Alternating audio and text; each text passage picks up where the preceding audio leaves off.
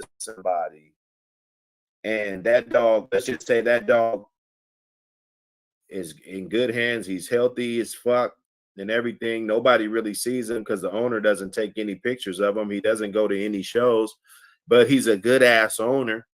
We can't just say people are bad owners just because they don't do what we want them to do with the animals. But he's not doing things that is really gonna benefit you as far as furthering your program or what you got going on. So technically that wouldn't be considered good hands, you know. But your cousin that don't even really fuck with these dogs, you know what I'm saying? And you can put the dog over there, and that way you can have access to this dog. You guys can take them to shows. You can go over there, take pictures of the dog, and monitor the dog's growth and attitudes and different things. And he has a loving home to where, you know, maybe your cousin only has a dog or two, so he's able to spend a lot more time with the dog. And when the dog gets up there in age, you still got access. That would be under the lines of good hands. You know, accessible, healthy, and accessible. Safe, healthy, accessible. You can't forget the accessible part. And we could flip the term to what it means of today. But just, I mean, if we just want to look at what the definition is, or what, you know, what that term is, because it wasn't a bunch of people that was selling dogs talking about teaching this shit, you know. It was a bunch of dog men that kept most of their stock. You know, they would maybe a dog every now and then, you know what I'm saying? And unless you were one of those big guys, and, you know, in the gazettes and, you know, doing stuff like that, unless you were one of those big guys back then, you just couldn't sell dogs. You know, like you had to have an extreme background of fucking. Yeah, no one would buy them. you see what I'm saying? Nobody will buy them. Nobody. You feel me? So, you know, that's what it is, man. We got somebody in the back though, man. See what's happening. What's going on? We don't know if you or not say Pelican Bay Kennels though. So what's going on? You got the flow. Okay, so he dipped out.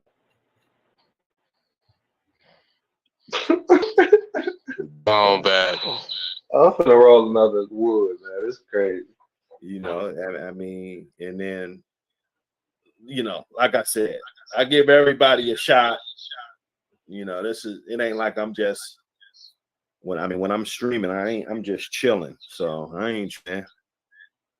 Call in, you know. Call in, man. Yeah, respect is due as long as you stay respectable. You know, that's the way life should be. Yes, sir.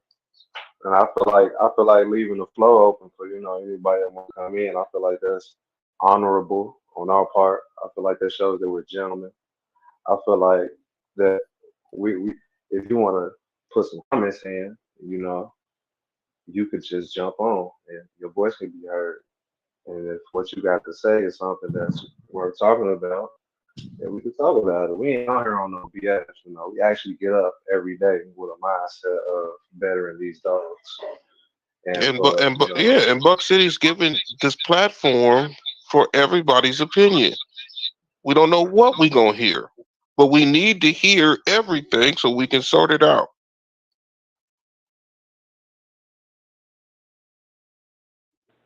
Facts.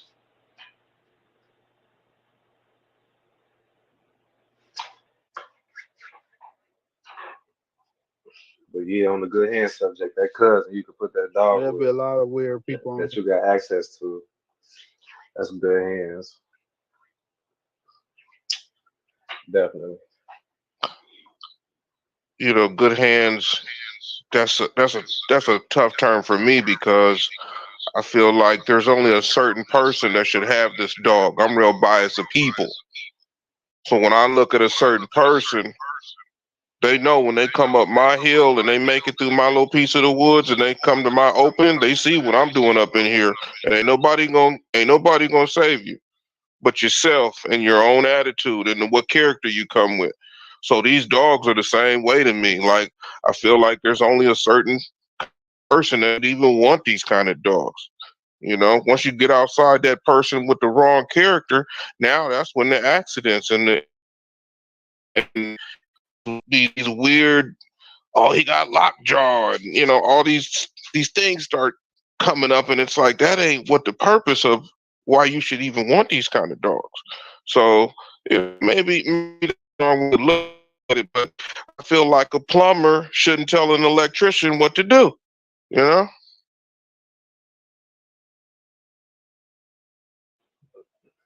Correct. Hey, you know,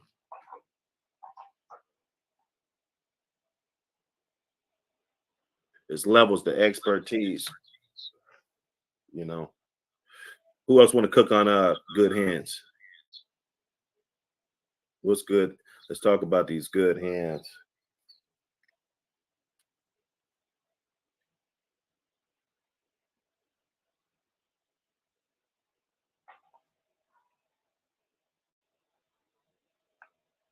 Man, if I could manage my neighbors, other hands to be. I'm just trying to keep them close. I'm about to do is new. So I would rather just the dogs be real close, so I can see, what's the best dog and what's the worst dog. Hopefully, it don't be no worst dogs. I might end up with the worst one, and my coworker might have the best one. You know, but that's neither here or there. is it because of your bitch or your male? Which one are you? Which one do you feel has contributed to this litter? Or you both? You've been working with them both pretty tough. I've been the female is the one I got, and I also have confidence in the male. I really don't have no doubts or anything like that, but I always want to keep a good general fabric of reality, and I know that you just can't breed the dogs and just sell all of them. What I'm gonna tell somebody, you know. And the female, she a good female, man. She real versatile. She smart. She a emotional support animal. I used her in Samurai's Last Digital Dog Show. She a nice, she a little crowd favorite. You know, and the male, really, I'm looking for some structure, some confirmation shows. I might have already said this before, but with this litter, trying to go to every single way pool and confirmation show and talk my shit. That's pretty much that's the ego I get right now. So I need I need all of them to come out right. She got the only bad thing about her, which isn't really bad, is she has like maybe a slight underbite, maybe a little slight underbite, and I need all the puppies to come out. I don't want no underbites. You know, that's pretty much it.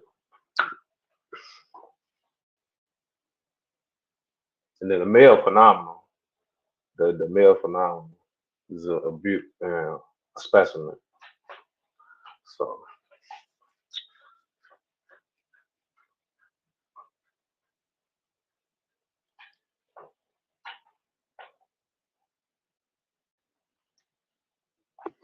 So the only good hands is you. Yeah. yeah, pretty much. Now I got a few brothers that they definitely getting some. Some of them might be in the chat, you know. But I wish I could keep them all, but I know that's not possible. I could probably keep two of them, a male and a female. I really don't like male dogs. I'm kind of biased against male dogs. My old lady, she wants a male dog, so I told her she could pick a male dog, but I don't know. I like the female dogs, even though I've been advised that I should always keep two males on the yard. I don't know what it is. I'm just I'm addicted to them bitches. I could definitely dig that.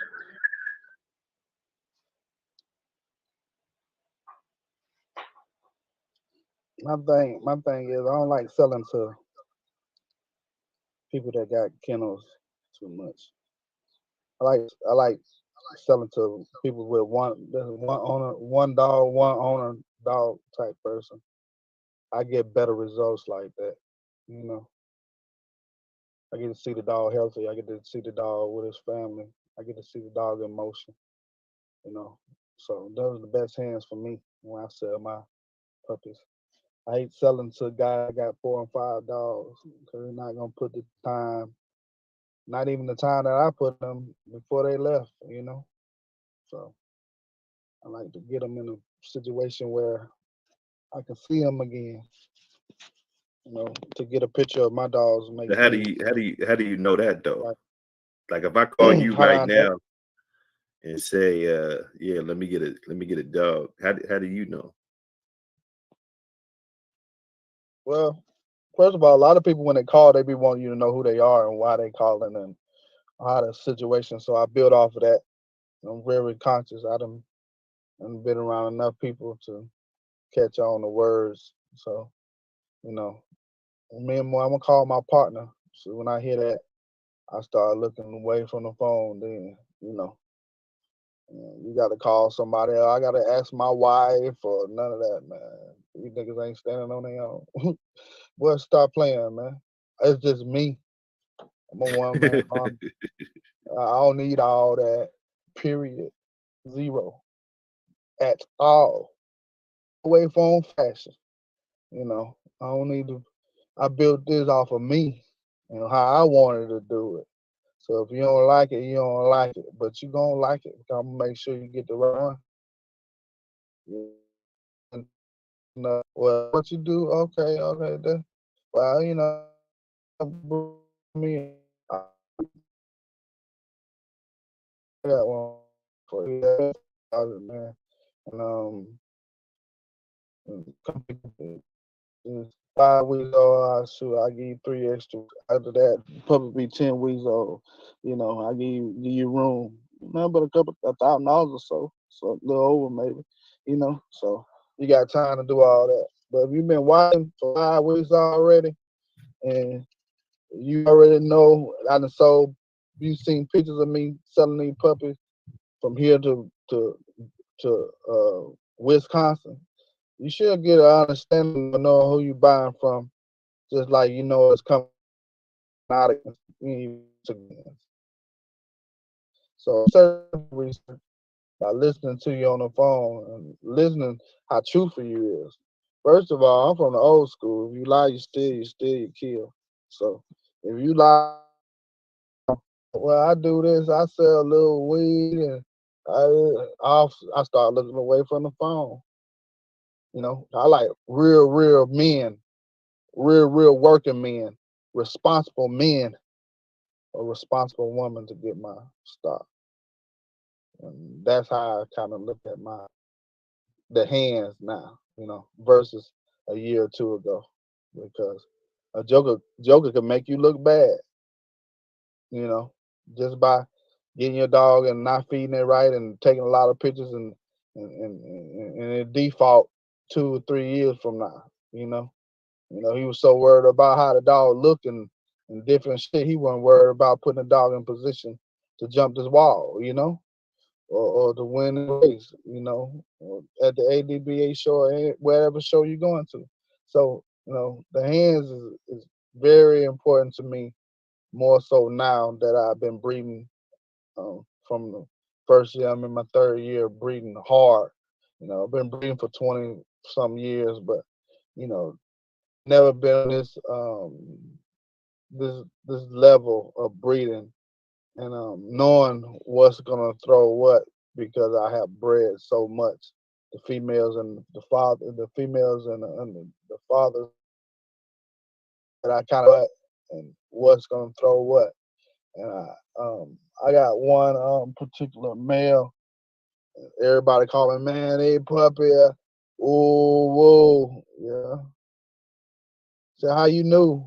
See, he was like that when he was 6 weeks old, 7 weeks old. Same way.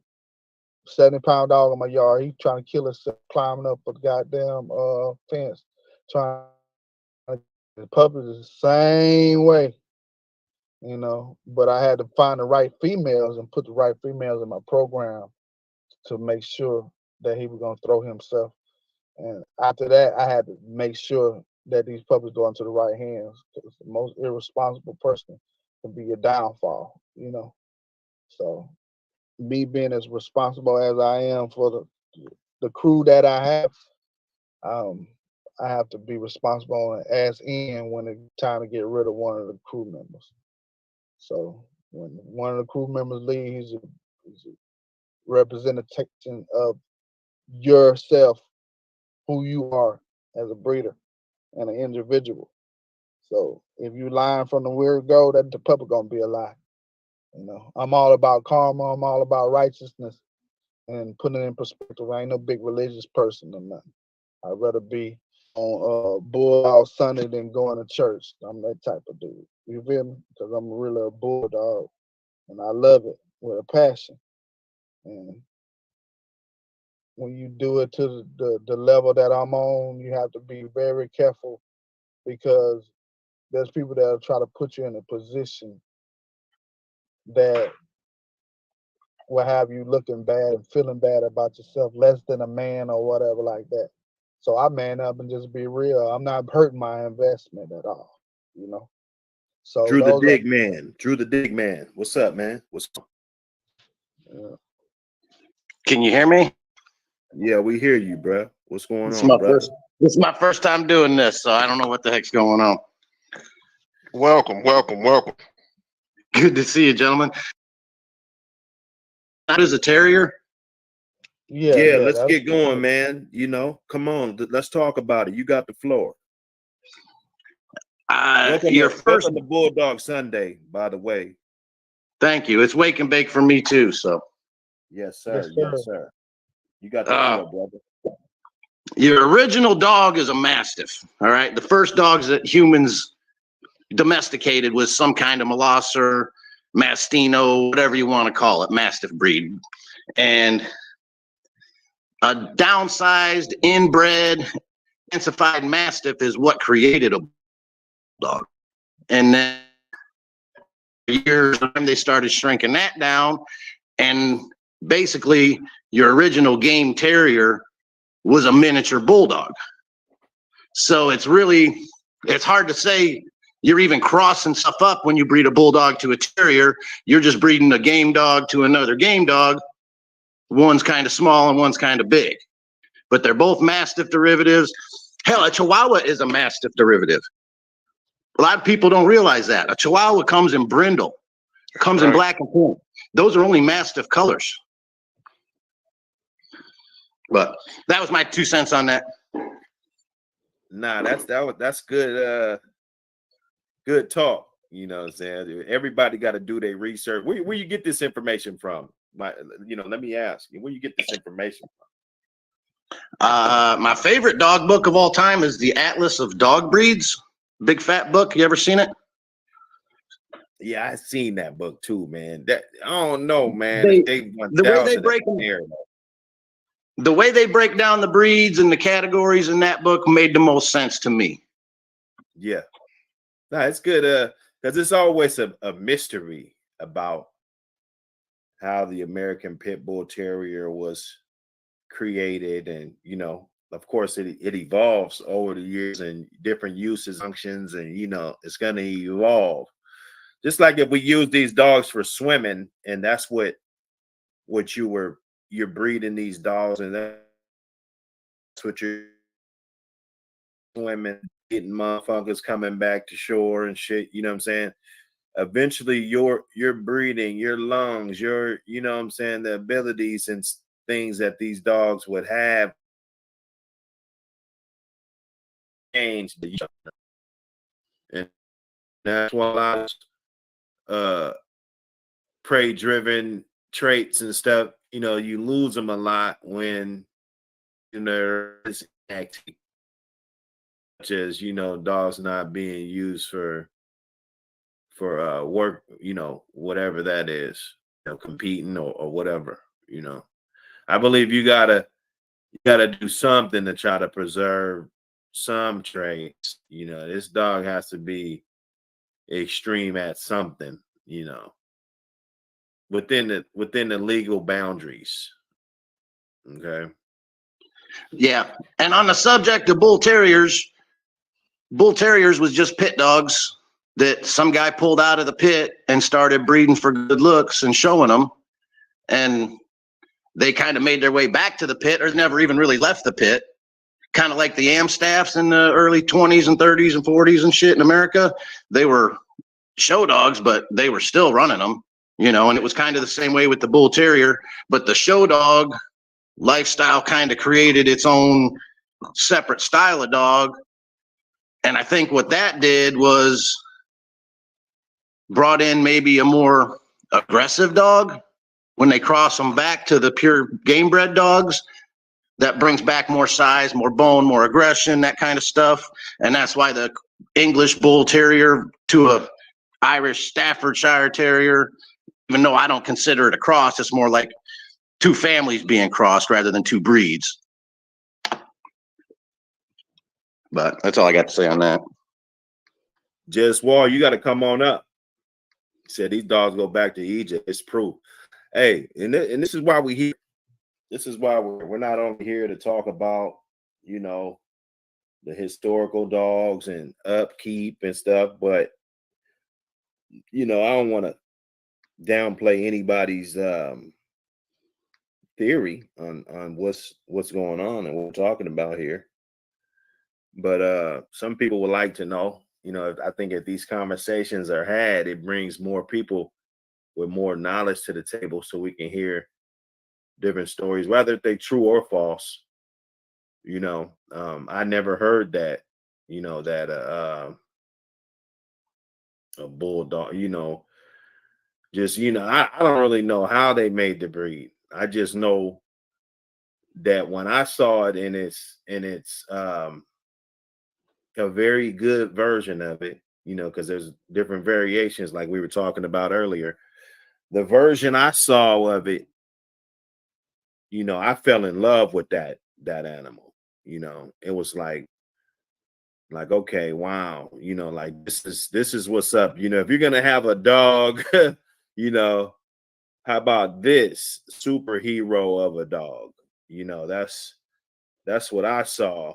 So from there, that's kind of where my lineage starts with these animals. And so I these can't go dogs, back these all dogs the way to the Stone Ages. You feel what I'm going saying? back, going back to the 19th century, around 1835, cross between an old English Terrier and Bulldog produced Bull Terrier. Later across to the Spanish Pointer, even later, and English Terrier and Dalmatian type dogs. These dogs have a lot of different influences. This don't come from one type of breeding. These dogs come from different. That's why they look so different. Y'all was talking about that earlier. Right. But And so if it's so easy to do, then why haven't that been done again? You can't repeat history. You can't repeat You can't repeat. You see what I'm saying? If Okay, this is what because I heard I seen that too, but it's like listen to what I'm saying. Look, listen. Okay, the oldest fossils was from Africa, coming through the Egypt and all that, coming through that. Then they start realizing there was people in the Asia and people in the United States years and years after. All right, but you got to understand that those people came from one source. Period.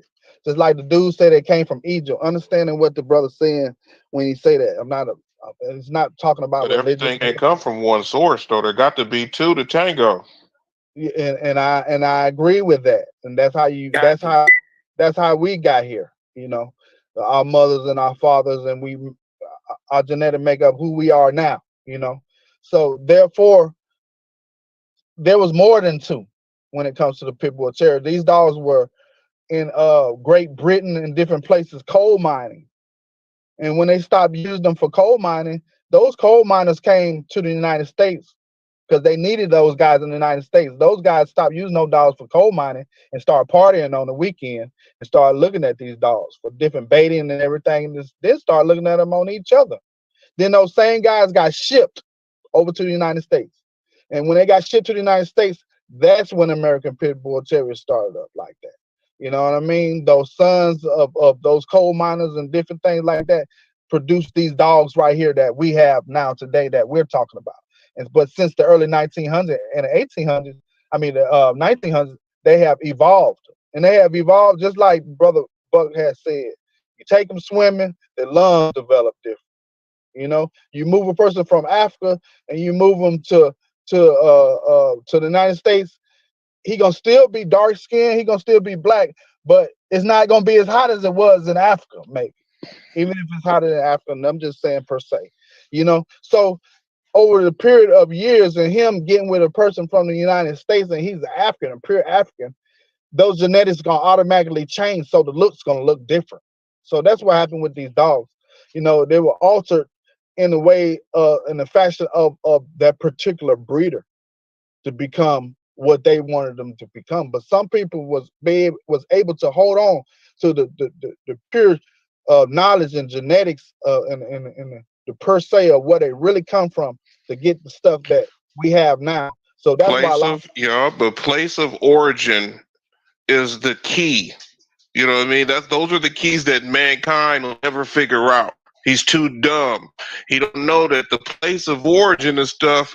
He doesn't mess around so much. There's no way we can where stuff originally comes from. Like nobody knows where a worm come from.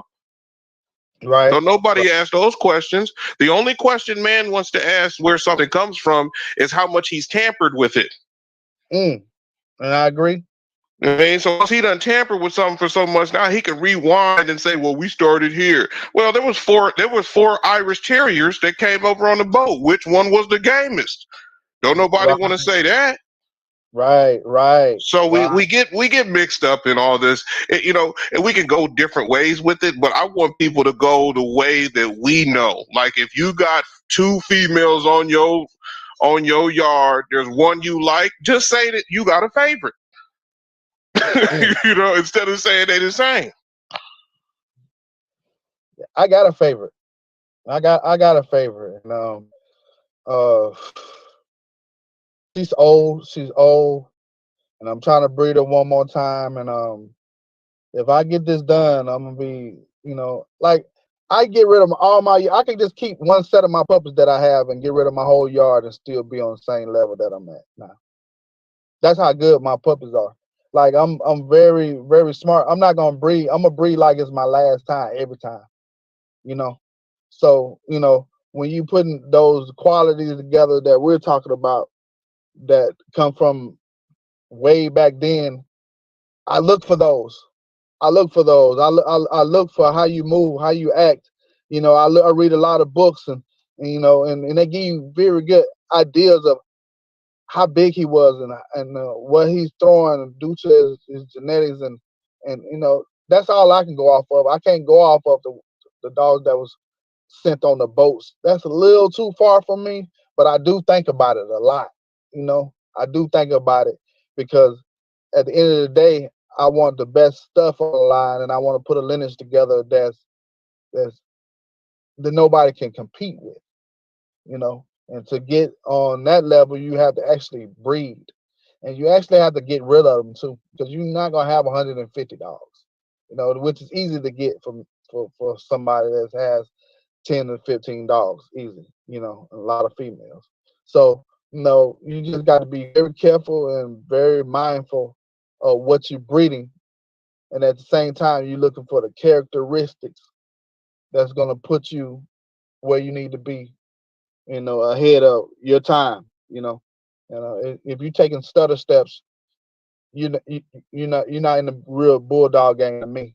I mean, you got all the ability and just the money at that time to build your yard and make it great due to your research and listening to podcasts like this and understanding, okay, this is what I want. This is what I'm looking for. I want a pit bull with a blue tongue. You know what I mean? So we done all been through a lot of different stuff and grabbing stuff that wasn't on the level. But when you get on the level and you got a real understanding and you get at least 20 to 25 years in just pure bullshit, and then you break yourself down and understand. Look, this is what it is, and this is what it ain't. And you live off the facts. Shit, you start getting the facts in your offspring. But it goes back to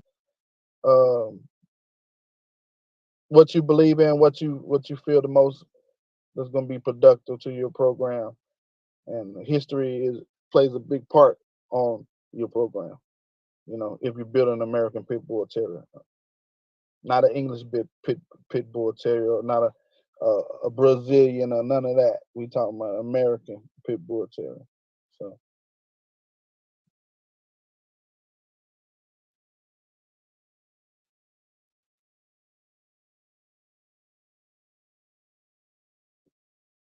Yes, sir.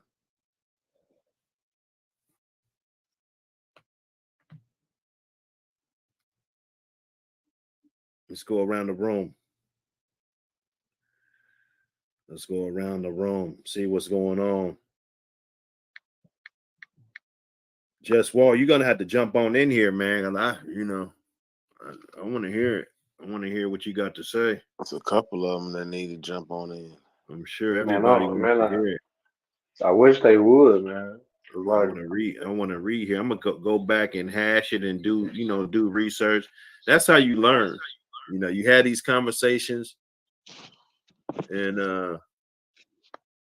we're gonna attract the right people because we're definitely gonna be bringing these situations up. You can drive your point and put it out there. Men can't refuse facts. You just can't refute them. So why not get up here and really pop it and show what you're talking about instead of popping slick with them fish. Big Go in the building. Oat Man in the building. Can't Stop, Won't Stop in the building. Let's get it. Let's get it. Let's get it. Bulldog Sunday. I'm up here fixing some breakfast. In the building. What y'all eating for breakfast? How about that? Man, it's only 8:50. I ain't even ate yet, but I'm a slide. We're gonna get it going. I'm on that West Coast. Coffee and gorilla glue for me. Yeah, man. I had a bowl of water for order. Look, I need me some salmon croquettes. If somebody's cooking, man, get them salmon croquettes ready. Ooh. Yes, sir. I need the grit. Hey, real good this morning. Had me a cup of water, a cup of Origin. Man, I'm ready to start my day. Shit, I'm cooking some grits. I'm from the South. Shit, I gotta have them grits, man. Y'all playing, man. I ain't had no grits in a minute too. They'll tell you I'm crazy. I put me some sugar on some grits and some liver. That's because sugar goes in grits. The sugar goes in grits. He know how he said some sugar. What, boy? You where you from the South, man? Man, sugar go in grits, man. Man, home of Louisiana. That's why you know what I mean. I'm up north, so maple syrup goes on grits. I'm from Wisner, Louisiana. By Monroe. You right off Louisiana too. Then you right off the highway too. Yeah, my blood come from Louisiana, man. Okay, yeah. We might have to talk later on. You already know. Oh yeah, boy. Hey, you call me, I can tell you. Mount Pisgah, Cullen, Menden, Haynesville. You know all my people. Then I ain't got to say. Yeah. You know all my people. They hit First me up. Sunday church service. Man, look. My people call me. I got in the game. Shit, these guys, man, they bigger than I thought they ever thought in life. 15, 20 years. I'm a grandson of one of the biggest cotton farms down there. You know what I mean? So I done tried to keep secrets and I done tried to share secrets, but I heard it in your voice. Oh yeah. You got to unmute, Sir Kennels. No, I was unmuting. I was muting. You I real said, low. You real low. oh, I am low. Okay, Yeah, you low as hell. that's crazy. I wonder why. I wonder Yes, Oh why. yeah, we in this Louisiana, build. Louisiana head up a state for real now. We in this build. Smash that like button, man. I be noticing, man, there be a few haters that just, they don't want to support the channel. Come on, man. If you a hater, it's all Come on, good, Okay, man. hit the like Haters button. supposed to Hate, pay big. Haters they supposed to hate pay greatness, big. man. Hey, good luck trying to hate greatness, man. Because greatness is we gonna go be to script. greatness no matter what. And there you can ain't nothing you can stop about greatness. You can't stop Man, it. what they say, if you ain't got no haters, you ain't doing something right. They've been saying that for years. They've been So saying hit it for that years. button. Let's get button. You saying everybody know about that button? Hit that bell for them notifications. We got Wake and Bakes cracking off. I got interviews. I mean, we got shit smacking. New remedies, tips. For the new algorithm. For the new and the old. This year we got a lot of shit popping. It's gonna be a lot of opportunities that it's gonna be popping up real soon. So Dude from Louisiana eat with his fingers. Then he still eat with his fingers. Shit. I know in Louisiana, man. Louisiana different. Sure. Drew the Dig man. It's supposed to be Dog Man. I'm blind as shit. I mean, I didn't want to just act like I knew. Nah, it's all good, man. Talk to us, man. When you get off into, or what breed do you run? Because everybody doesn't have to run American Pit Bull Terrier. What breed are you? Is your favorite, your breed of choice? And let us know a little bit of how you came up growing up around these dogs. Man, I never saw a pit bull till I was 25 years old. Okay. I'm like 50. And I was looking for a Patterdale. I was looking at an ad for Patterdale. So this was the 2000s. No, this is the 90s. This is the late 90s. Okay, late 90s. Okay. Yeah. Well, mid, let's say 95 to 99, somewhere in there. Okay, was my first exposures. But first dog was an Akita right out of high school. Then I had a Dogo, and then I realized I was kind of liking a bulldog, and then you just ran into the pit. And I really like protection dog, so I didn't really mess with pit dogs for like a long time till like 2015. Because I had American Bulldogs, because I just didn't think it was right to do protection stuff with pit dogs. But then I got a dog off of Moxie in like 2015 to that little Luther breeding, and he's legit. Like I have no problem protection training this dog. Like he is fucking solid. He's right on and safe. I mean, just lovable and stable and safe. But I got a female off of Little Luther right now. She about 8 years old. I have a female off of Little Luther. She about 8 years old. Nice. Yeah. So then I got another little female. She's fixed, and that's my two house dogs. But yeah, I had like a dozen American Bulldogs for probably 15 years, and I just realized there's nothing but compromises with them dogs. Nothing but compromises. Every breeding you do, everything. It's just they're bulldogs in form only. So, anyways, I'd always known game dogs were the best breed in the world. I just didn't mess with them because I wanted a protection trained dog. And finally, I said, "Fuck it, I ain't gonna ruin the breed if I fucking protection train my American Pit Bull Terrier." So Gibby's solid. Gibby's, like I say, he's off that Moxie bitch. Looks just like the Moxie bitch That you just posted the video a while back, Buck. The replay. Yeah, You yeah. you got any updates on Moxie Offspring? Well, there's one that I know of that's doing really good right now, and I just need to tap in with the other Man, ones.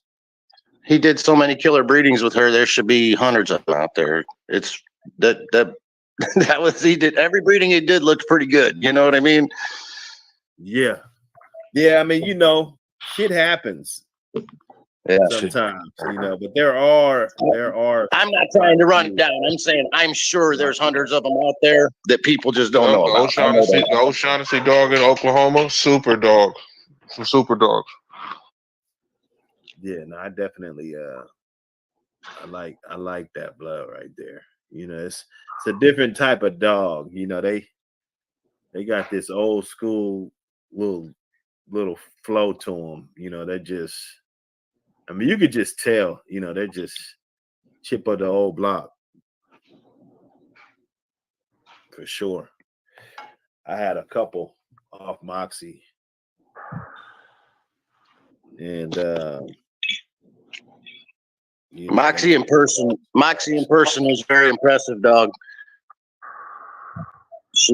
She looked like what I visualized Macho Buck to look like in person. She was just a really nice, big, good-looking female. Good acting. Yeah, they're big. And he had the biggest game bred male I've ever seen. That grizzly dog. Oh yeah, Grizzly was a big motherfucker. No, he was fucking big. He was, man. If I'd have had him, he'd have been 80 fucking pounds working weight. Oh damn! I didn't know he was that big. I knew he was about 65. But you said he was 80. Damn. I'm telling you right now, if I had that dog living in the Great White North at a good working weight, he'd have been like 78. He might have been 65 to 68 on the chain in Texas. But I could have had him looking good in the high 70s, I promise. Maybe even. He was a fucking tall, long, big fucking canoe head. Just a fucking giant dog for a game dog. Somebody say, is Grizzly still alive? Nah, Grizzly died. Grizzly died like about 2 years ago. You know what I'm saying? Yeah, and there'd be some good bred dogs, man. Just reminiscing about some of them. Some people, probably come across it. Some people. I know Moxie's deep back in some pedigrees because I was doing some pedigree hunting and shit and stumbled across some dogs that had Moxie back there and fourth generation and stuff. It's a lot of that stuff floating around. It ain't too many kids off of her floating around just everywhere though. I know that. There's some, and they're getting up there in age. I mean, the youngest ones was the litter we got. That she died after that. So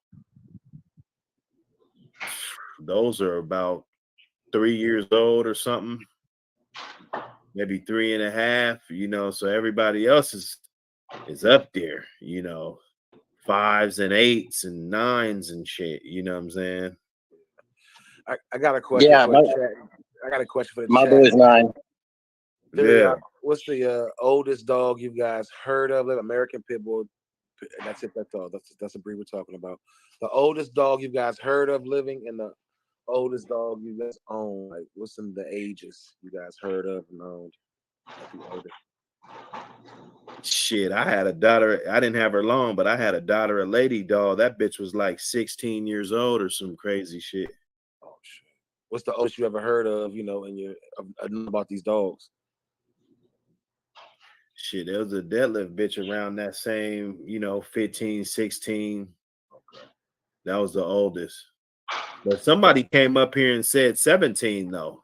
I forget who it was on one of these shows. Somebody probably got to go back. Right. But somebody was talking about 17 years old or some crazy shit. Somebody said Boomerang was 18. Boomerang. I never seen old pit bulls like that, but I seen old American bulldogs and old Patterdales both make it to like 17. Yeah. They can live long. You might make it to 8 or 9 around here in my camp, but yeah, even 8 or 9, that's good age. That is a great age. It's still good age. It's not like young. Yeah, like I don't want to take them. I don't want to take them too deep water. Once they get older, that's deep water. That's medical bills and accidents. You know what I mean? That's dangerous when they get old. Cancers, all type of disease. Right? Can't stop. Won't I stop. had a female. I had a female house dog that made it to 12, and then I had a male chain dog that made it to 13. Those were my two oldest. That's right.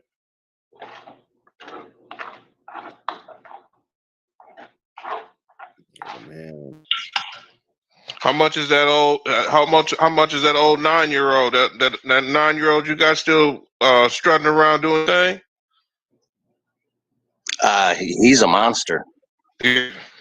Well, how much he weigh? 60-ish. Was he one of the black ones, or he's the other? No, he's that kind of. He's kind of that smutty red. Yeah. I don't. You look mean, look crazy, huh? Yeah.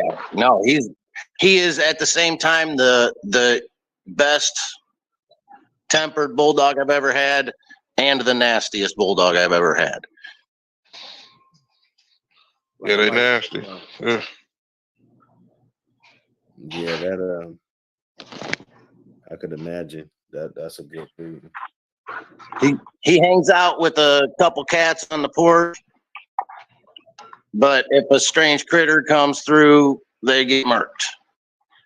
And he's hilarious because I've seen us do it like half a dozen times now. Just he'll be skirting the edge of the yard, doing the perimeter when I let him out, and boom, stop, bam, dive into the weeds, come back out with his head up high and a coon attached to it. And he'll bring it out. He'll bring it out in the middle of the yard, and he'll set it down and just very calmly scrape it off of his face, and then look at me, and I'll be like, "All right, kill it." And then he just chomps it, gets it by the throat, and as soon as it's dead, he knows it's dead and lets it go and walks away, and goes back and hangs out with the cats. And he's the same way. He's the same way if I turn him on to a threatening two-legged intruder or whatever. That's good to hear, man. That's good to hear. That's the way dogs should continue on their legacies from their parents, and their grandparents. That's some good stuff.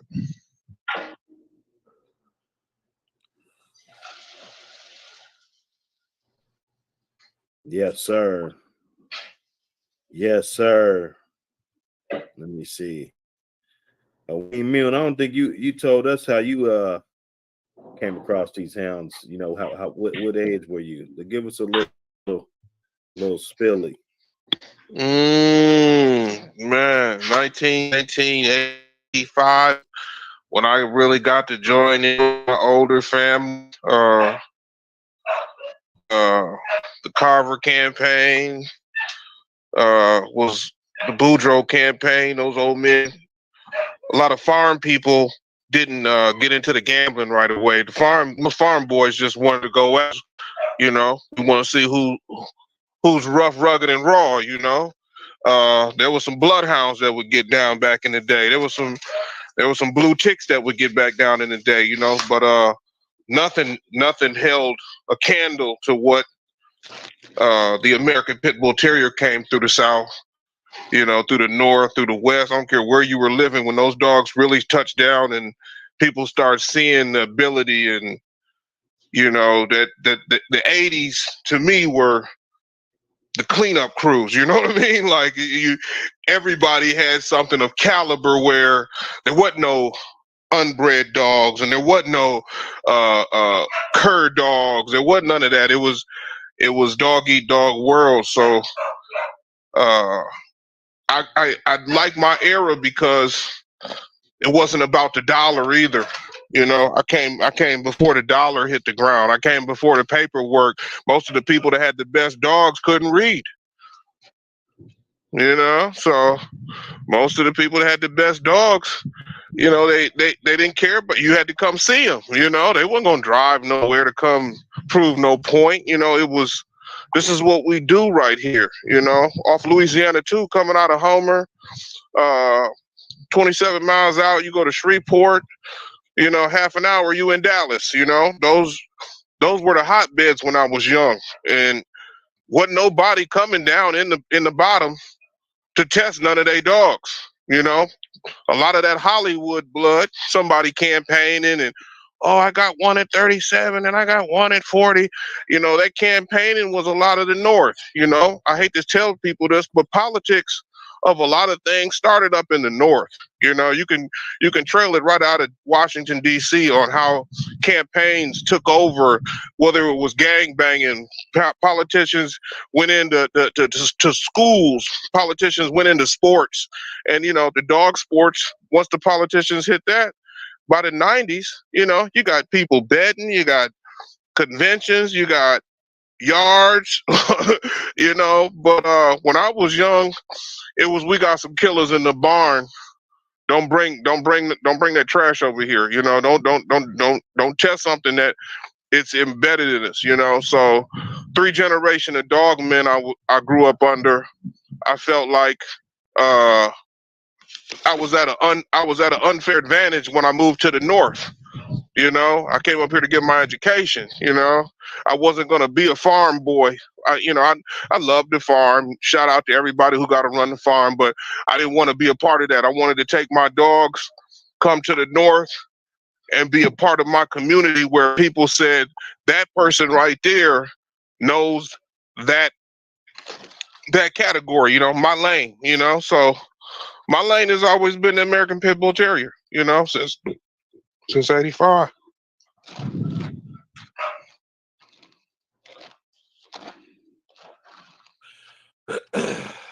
Man, that's what's up. That's what's up. You know, I've had the pleasure of working with Hmongs, Latinos, Canadians. You know, I don't discriminate against people. I discriminate against attitudes. Bring your best attitude and let's see if we get better.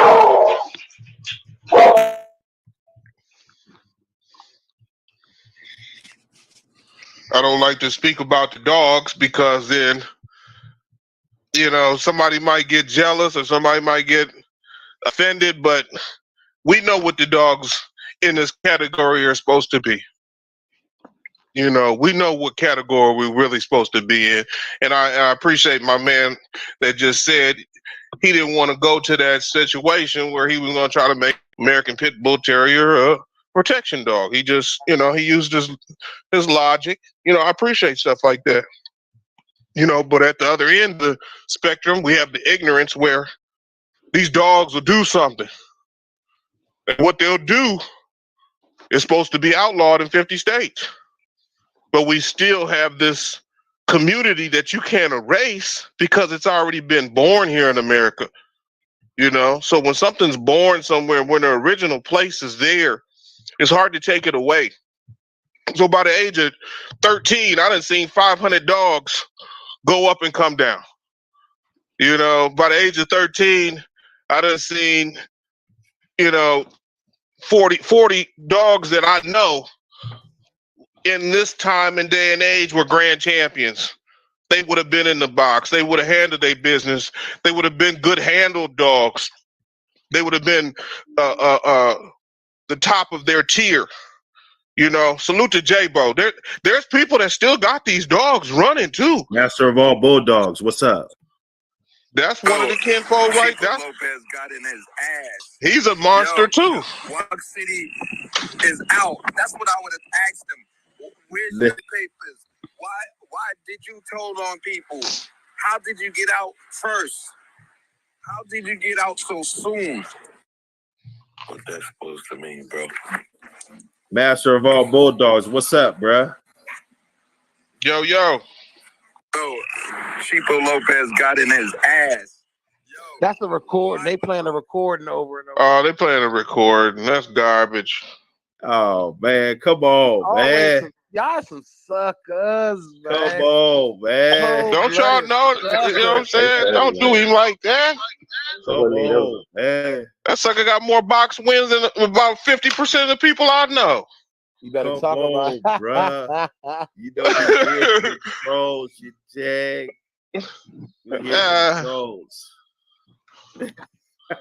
Tell them trolls to send that money in. That was a $50. That was a $50 call in right there. Come on, baby. Put your mind where your mouth is and put your money on it. Yeah, they called me with that shit too. I mean, you heard legal. I said, man, I was on the phone when that shit happened.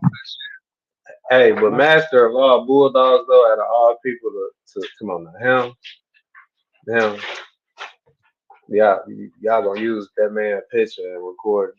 Y'all can do better than that. That's how they been rocking though, man. I'm telling you. Feminine. That's just sad. They've been rocking. They've been rocking like this. Hey, but let's shift gears, because you know that, I mean, this clown shit, we could do this anytime, right? I'm gonna have a clown show. What day should we do it? I'm gonna just have a day where we just do the straight clown show. Fuck today? Yeah.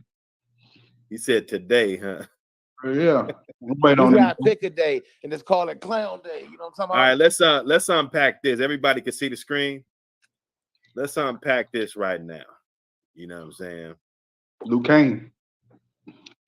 You know, you got Luke Kane, you got Champion 600, both off of Mayday. One of them got a deadlift yellow bottom, other one got heavy termite influence dog, Dangerous Dan. Both Red Boy Jocko. You know, I think termite was a little more heavier on the Jocko side though. Slightly, although he's got a lot of Red Boy in him too, but I think he was a little bit more and then they bred him to some more Red Boy shit. I think some lockjaw shit. I gotta look at his pad. I'm gonna pull it up. But you know, who are you going with? They both was good dogs. You know, chop it up. Let's talk about it. And in the chat, that'd be good to hear from y'all too. You know, who you guys going with? Luke Kane look like my dogs. Gracious. I like the way Luke Kane look. I'm young in these dogs, so I can't speak on. But if I'm going off of looks and what I think I know about him, I'm gonna go with Luke Kane. Heard some stories about him, man. He was producing. Yeah. That's a crazy picture of him too. I like that picture of him. God damn. Yeah, nah, he looked good. 600 was a motherfucker too, though. 600. 600 my shit. Got that. You gotta know about him. You going off pictures, you don't know about the two dogs. Yeah, 600 got that. The inbred Lonzo dogs is in that 600 though. So that motherfucker won't. He don't know to stop. He probably don't know to stop. That's what I say. If you don't know the stock, I say I don't know the stock. And if you don't know the stock, you go off pictures. You go off Luke Kane. And then Luke Kane, I mean, you know, I hear a lot of good things about him. He do some good dogs. You know, I mean, I can't really say just from my experience that it was just like some shit that was like unbelievable shit. Okay. You know, in which I'm sure he probably did throw some unbelievable shit. Okay. But I just didn't really experience, and there was some out there, but they just weren't like unbelievable though. You know what I'm saying? On the Hey, other hand, where that 600. 600 dog from? I don't know exactly where they had them. Okay. That's I've Okay. I don't even I got you. even I even know where Luke Kane was, but I just Got you. you know what I'm saying, we just talk about the dog, man. Got You know what I'm saying? But I mean, if I had to pick, I probably in today's age, because Luke Kane had I think a quite a significant amount more breedings. You see, I got this one up. That Yeah, 600, I think that 600 dog was put together with a lot of inbred killers, though. You said that Alonzo dog, huh? Yeah, that sucker, man. I wish I knew how to do the thing, but if you go look at he had Hank, he had Sassy in him. I think he had that Lady Sassy in him. We can see the pin, but see, Fletcher Chavis is one of he's a diabolical one. There were certain people that created certain stuff that they really didn't want to put it on the map, but it got on the map and it really handled good. But I look at who put the stuff together. Fletcher Chavis put that Dangerous Dan together, and I know that's in that 600. I'm not too sure all the dogs. Yeah, 600 was bred like a motherfucker though. Let me see. okay. Yeah. That's it. That bottom. Look at that bottom he got. You go back about. Yeah, that bottom that's what I want. Yeah, see. So I mean, you know what I'm saying? So I mean, it's a lot different, you know what I'm saying? You got the Jackson's Hank shit, the Cable's Fang. I mean, if you're looking at that, I mean, this shit's going all the way back, and then there's a bunch of Mayfield shit. The Jackson's Hank is the Mayfield dog. So that's gonna give you more of what a Jocko dog. I mean, that's pretty much how they made Jocko, with Mayfield dogs and shit. So this one's a more of a in my opinion, a more I like that right there. Jocko influenced dog. One was kind of like the Mayday. Yeah, I think the Luke was more the Hollywood, and 600 was the grunt work. Well, they, like I said, they both were bred. So I mean, we can't say that. They both were bred, but of course, Luke Kane just way more volume. So you're not gonna get. I mean, different. It depends on what camp, also.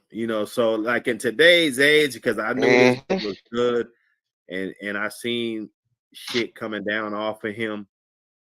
I'll probably pick. It'll be a hard one, but since I kind of was around when 600 was, making himself known, I might just go with him just because, you don't want everybody with your shit. Everybody don't have the 600 shit. So just me knowing, I'll probably just get 600 and then just create a couple good daughters and maybe take them back to Luke Kane or something. I mean, you can't lose line breeding these two. But if I just had to pick one, I would probably go with 600.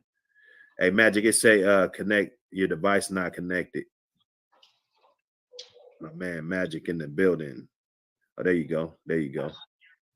What about now? Yeah, you in there. Can you hear me? Yeah, I'm just going to pop my little 2 cent in. Salute to the panel. Yes, so sir. The difference from my perspective is the hidden Chinese secret. So on the 600 bottom, coming through Molly. Old man old man Frank Jacobs was a bad man.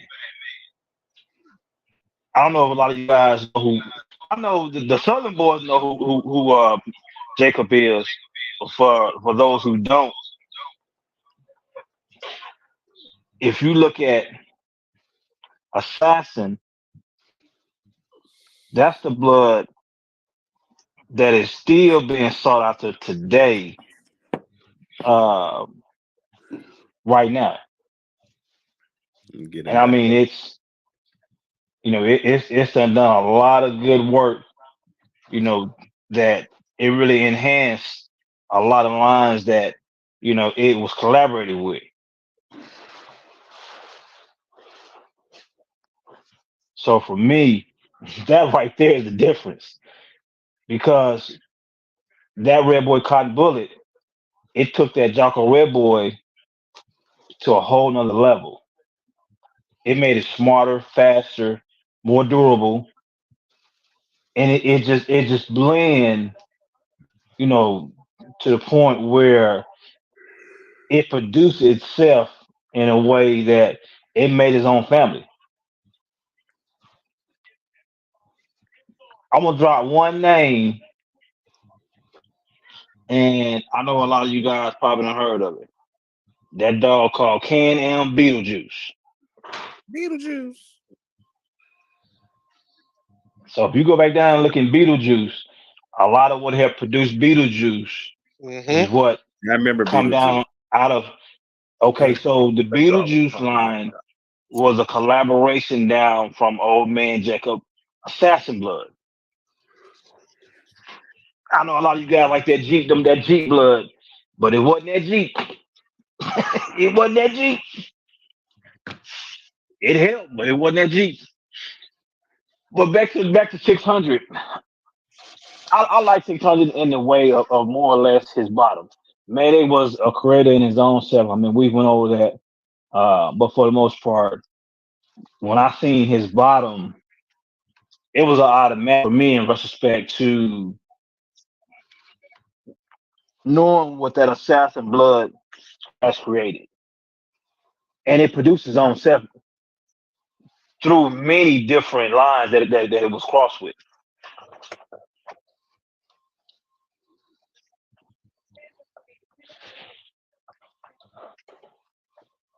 You going with 600 over Luke Kane, basically.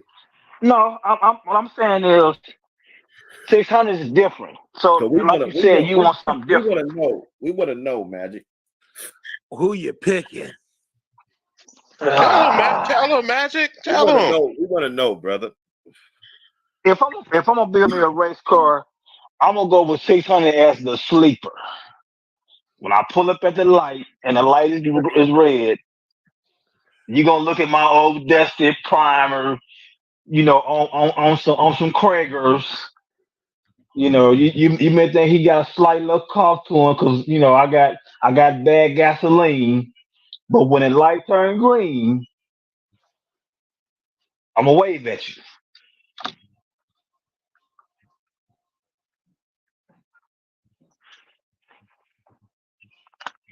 Now you guys do know that 600 is behind that CML Lil John dog, don't you?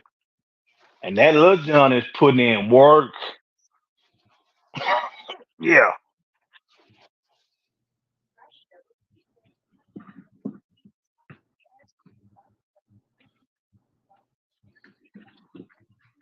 You talking about that the little John off Dolly? That dog ain't got no 600. No, no, no, no, no, no, no, no. It's CML Lil John. It's Lil John. He got some Is that offspring. mulatto's grandson, or Or is like her little is her John grandboy? Jr. or some shit. Oh, let me see. I was just That looking at it. Lucha. I wish I had. How many You how know, many slots can you open on that pedigree? Only Okay, I'm sorry. The dog called Missing Link. It's CML Missing Link. I know you guys should have heard that dog Missing Link. 'Cause I mean, Yeah, I know a couple I guys done that heard got of they got that. Yeah. So what I'm getting at is the Missing Link blood is still talked about. I, Guys, I, still. I've been seeing it, but I don't like that blood. I could have been got What some of I'm that a getting, long time ago. but see what I'm getting at is I'm looking at it from Luke Kane to 600.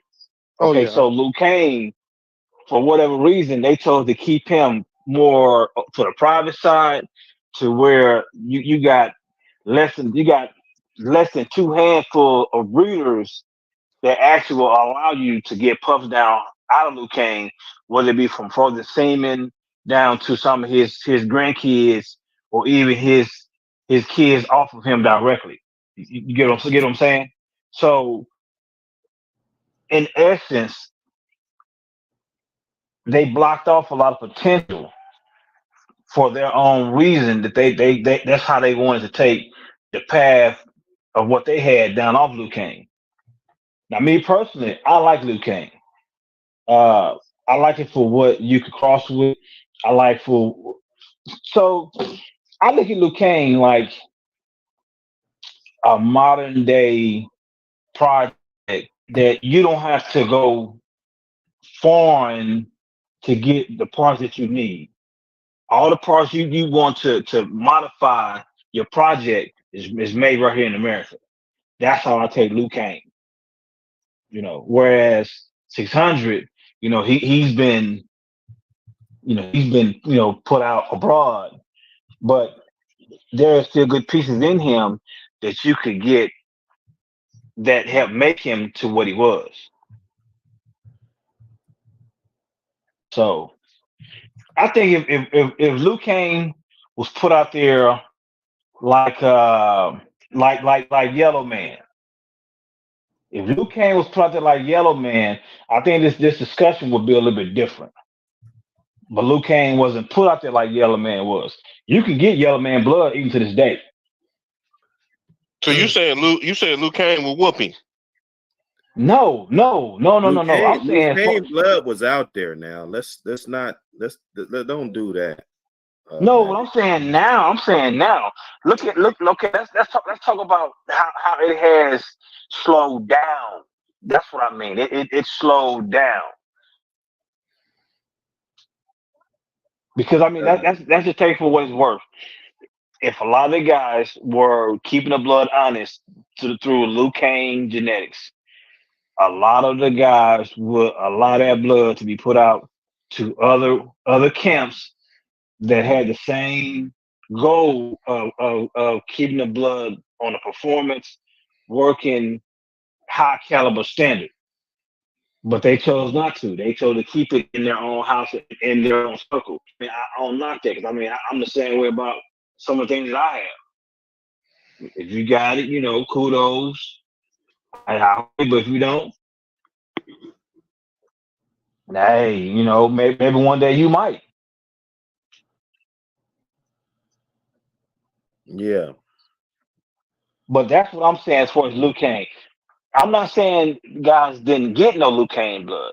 What I'm saying, point blank, Because they bred the balls off of him too, though. I mean, once a oh motherfucker. sure. I mean, this ain't the only thing, but I mean, they bred him. They bred him. You know what I'm saying? I had one. I'm gonna show you because I know he bred to that blondie bitch and created so it was a litter mate to Hannibal. It was a litter mate to Hannibal. Oh yeah, coming. Okay. Yeah, So I heard it on Hannibal. I knew both of these dogs. This natural born monster, natural born blondie. Right. Okay. I had a bitch named Baby Bo and a this is the first bitch that ever bred to Macho Buck. The very first breeding, And I had well, this was my bitch right here. She was off that Bo's nasty shit, the Luke Kane shit. Luke Kane back to Big John too. The blondie, the blonde 2 bitch was off of Big John, the Big John's littermate sister. I got a partner that has semen off a littermate to this dog, this blondie 2 dog. Like this is this is back when the Walkmart shit. And I was telling one of the partners, you know, that you know, this Big John motherfucker right here, you know, when we're talking about carrying on, you know, with generations of dogs and stuff. Right.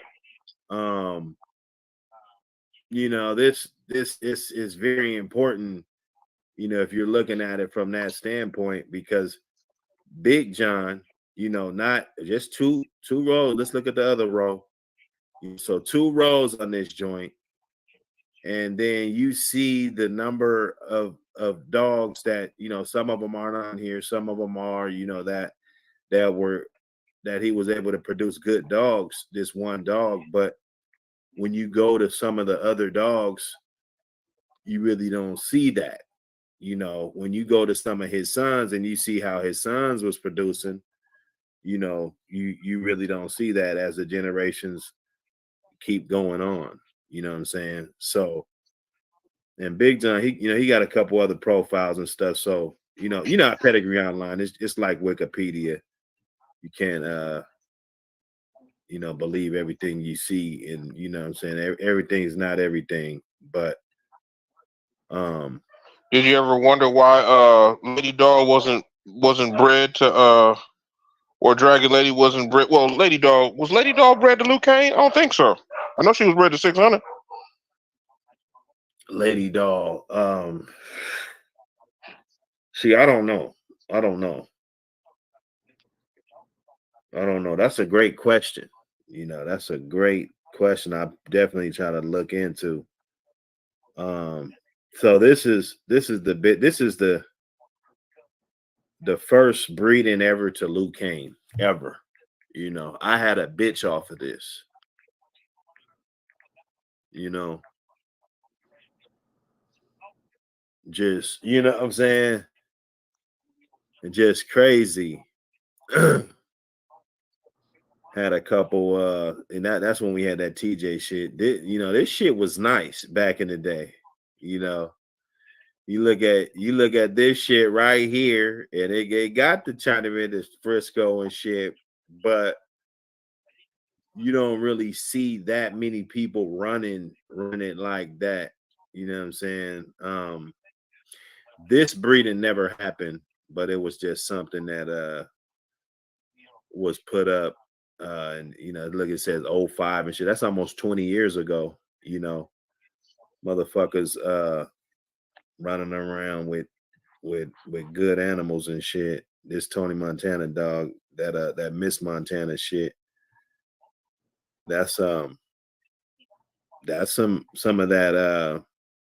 It's unknown now. The pets get erased and shit. You know, due to different reasons and shit. But you know, that was some termite shit. That was some of that Leonardo Jr. shit, you know, that lockjaw, with some of that heavy buck, whole lot of honey, you know, dragon fire with the Tiverton, and yeah, I mean, you know what I'm saying? It was bred like a motherfucker, you know. So you know, either here or there. You know, you get dogs, you love them, you know, you like the way they bred. Luke Kane's a great bred animal. You know, there's stories that saying that he's off a deadlift. You know, there's stories that saying Luke Kane's Barracuda's off deadlift. So what were they trying to do? They just, you know, you throw Luke Kane, you know, like what are you trying to do? You throwing, is it really deadlift on top of his daughter, or is it Mayday? And there was proof that deadlift was on the same yard, you know, where Mayday was at this time for a long time. You know, they was on the same yard together. So you got all these rumors, you got all this shit, you know, and then you see the product. And I had deadlift dogs. We had a lot of deadlift dogs. I seen over 10 directly off of deadlift shit. Um, I don't really think that I think the deadlift dogs were totally different, to tell you the truth. Just my little humble opinion. I think the deadlift dog, I had a double bred deadlift shit. I seen it. I seen it. Pups off of two different deadlift dogs directly off deadlift with more Rodney and yellow and all that shit, bred up the same way. Bitches bred, just like this. I could show you one of the bitches that we had. I mean, it was ridiculous. This deadlift shit. Oh yeah, Penny right here. Bam. Doubled up on the deadlift shit. You know what I'm saying? Damn near just like Luke Kane's fucking mama or some shit. You know what I'm saying? We had this shit.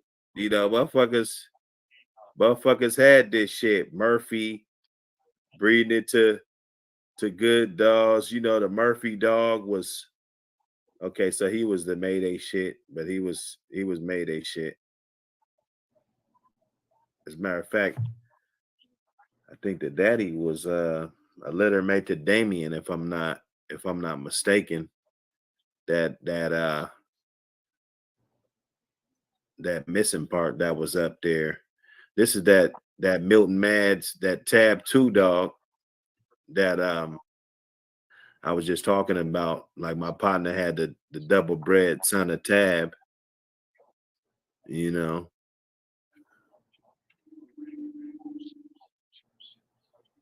Just going down memory lane, man. And you know what I'm saying? Just looking. This is why I used to talk shit to my partner about this dog, you know. Just like, oh man, that damn Tab dog, like, because you go through your stretches and when you're bulldogging some people, where you begin to be a little kennel blind, and you kind of going for what you know with what you know. And I mean, however you get the experience, it doesn't matter how you get it as long as you get it. And once you recognize that you got it, that you do something good with it, something positive with it. So just figuring it out, but being around them dogs for all those years, it helped me with my measuring stick. So when I see a good dog, I know a good dog, because I had Macho Buck. I'm sitting on the couch and shit, and he's on the floor, and my fucking legs are right over him and shit. You know what I'm saying? Basically, my feet, my shoes on him, damn near. You know what I'm saying? He was like a fucking, you know what I'm saying, like a rug or some shit. Just a cool ass animal. Beautiful dog. I had a dog named Freeway that looked, damn near like him. Except Freeway's head was he had a little bit more of a horse head, than Macho Buck, but the way they looked, the color, the size, they had a lot of characteristics. And I was shocked when I seen him, because you see those pictures, when he's conditioned all the way down, like Luke Kane right here, he's conditioned all the way down. And then you see him in real life, to where he's probably put on another 6-7 pounds or something, so he's looking real healthy and shit. He was probably back up to 60, 62 pounds, 61 pounds or something, all the way down from 51 and shit, and then so he looks totally different, and I saw him and I was like, damn, this guy looks like Freeway. Like, he looked just like my dog. So that's what one of the things that made me fall in love with that dog, immediately, because he was a good dog, the bloodline, everything, about it. But the moral of the story, you know, with the deadlift and the Mayday shit, the Luke Kane dogs that we saw, you know, and a lot of, you know, dogs, you know, they didn't look like deadlift dogs. They didn't. And deadlift's pretty close in the pedigree. You know, it's right there. So they had the, you know, they had the opportunity to be like the deadlift dogs that we saw, the heavy deadlift dogs, because that's pretty much we was, you know, getting that shit straight from Powerhouse back in the day, you know. So he had all the deadlift dogs, you know. But you know what I'm saying? I go with I love Luke Kane, man. I love him, but I'm gonna just go with the 600 just because it's less of it.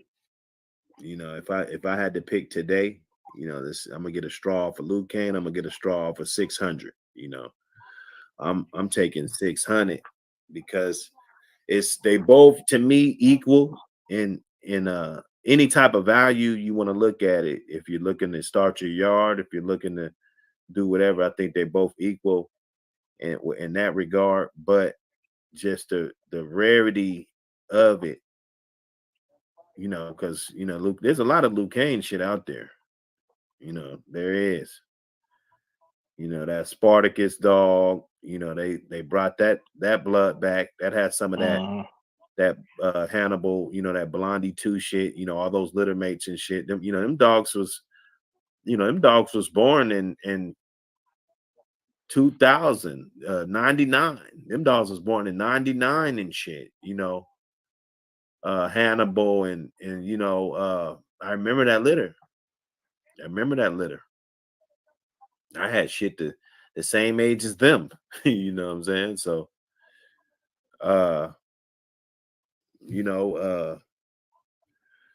these these animals. Let me see. Magic, who you picking, Magic? You know what, man? I'm gonna stay with where I'm at. I'm gonna go with Luke Kane because okay. Bottom line, I like both of them. But if I had to feed one of them lines, I'd rather feed the Luke Kane line. Only reason, and it's the only reason, is because and it's just my opinion. It's a more genetically stable cross that it'll be less work to know every time I put a pup on the ground what to expect.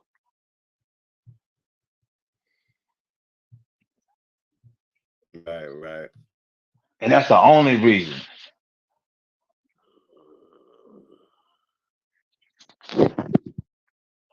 Sir Kennels.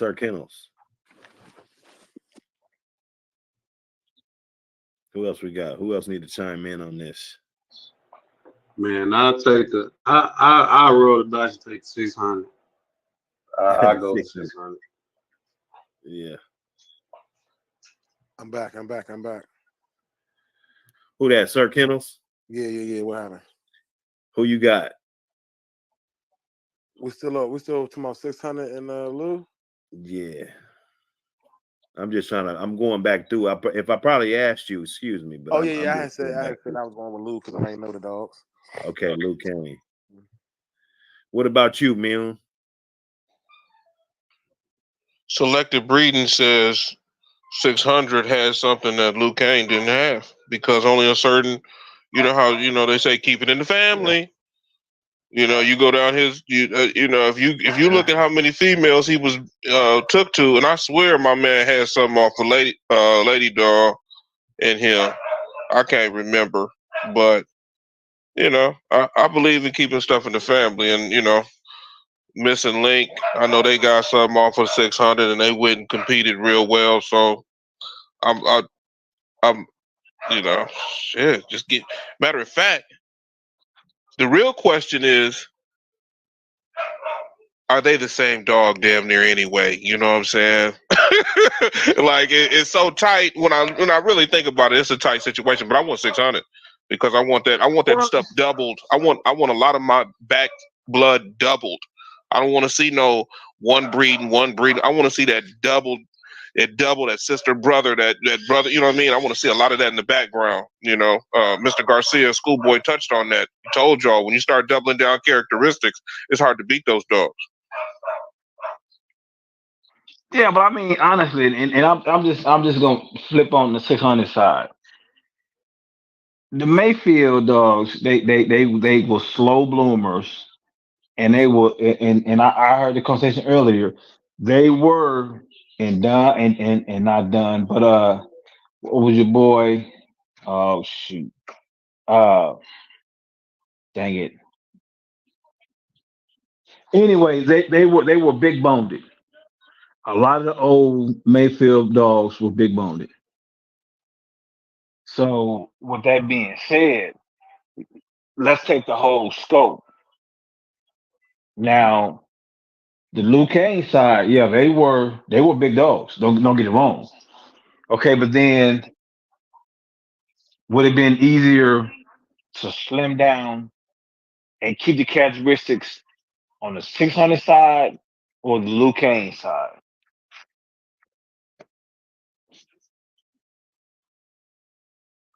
Because 600 Mama was a heavy, big bone structural bitch. I ain't even got to see her. I can just look at her lineage. A lot of the assassin blood, they weren't as big a bone structure as the Mayfield line, but that Mayfield line, there's some big boned dogs.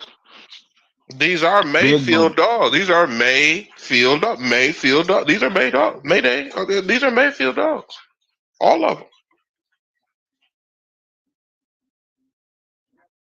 Yeah, but see that red boy and then that old Lightner, Okay, how many Boney. times is Red Boy in that 600's bottom? See, this is what you can also do.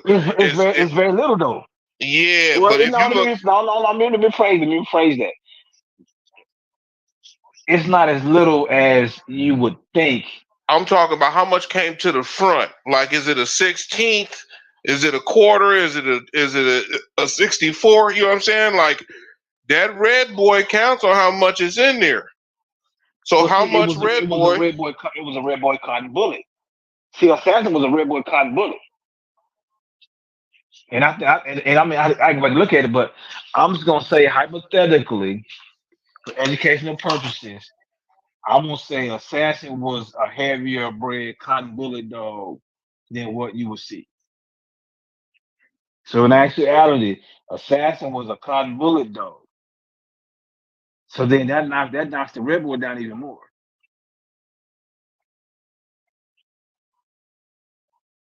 because you got cables crossing the cotton bullet that help produce lockjaw molly along with the assassin. So you got even more cotton bullet.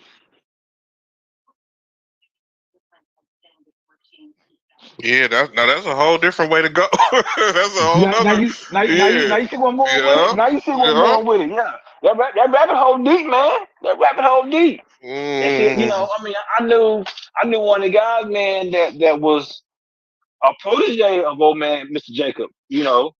So I mean, a lot of my intel that I was able to receive, it came firsthand because he had that assassin blood. You know, and we'd always talk, and oh man, what I'm saying, Mr. Jacobs, he would have him come to his house, and shit, he stayed for weekends, you know, and I would call him, and he'd be down there with him, doing breeds with him, going through some of the, the Mhm. trees, the thin, the thin down, the leaves on the trees, all that. So I know about the assassin dogs. That's a heavier bred, cotton bullet bred dog.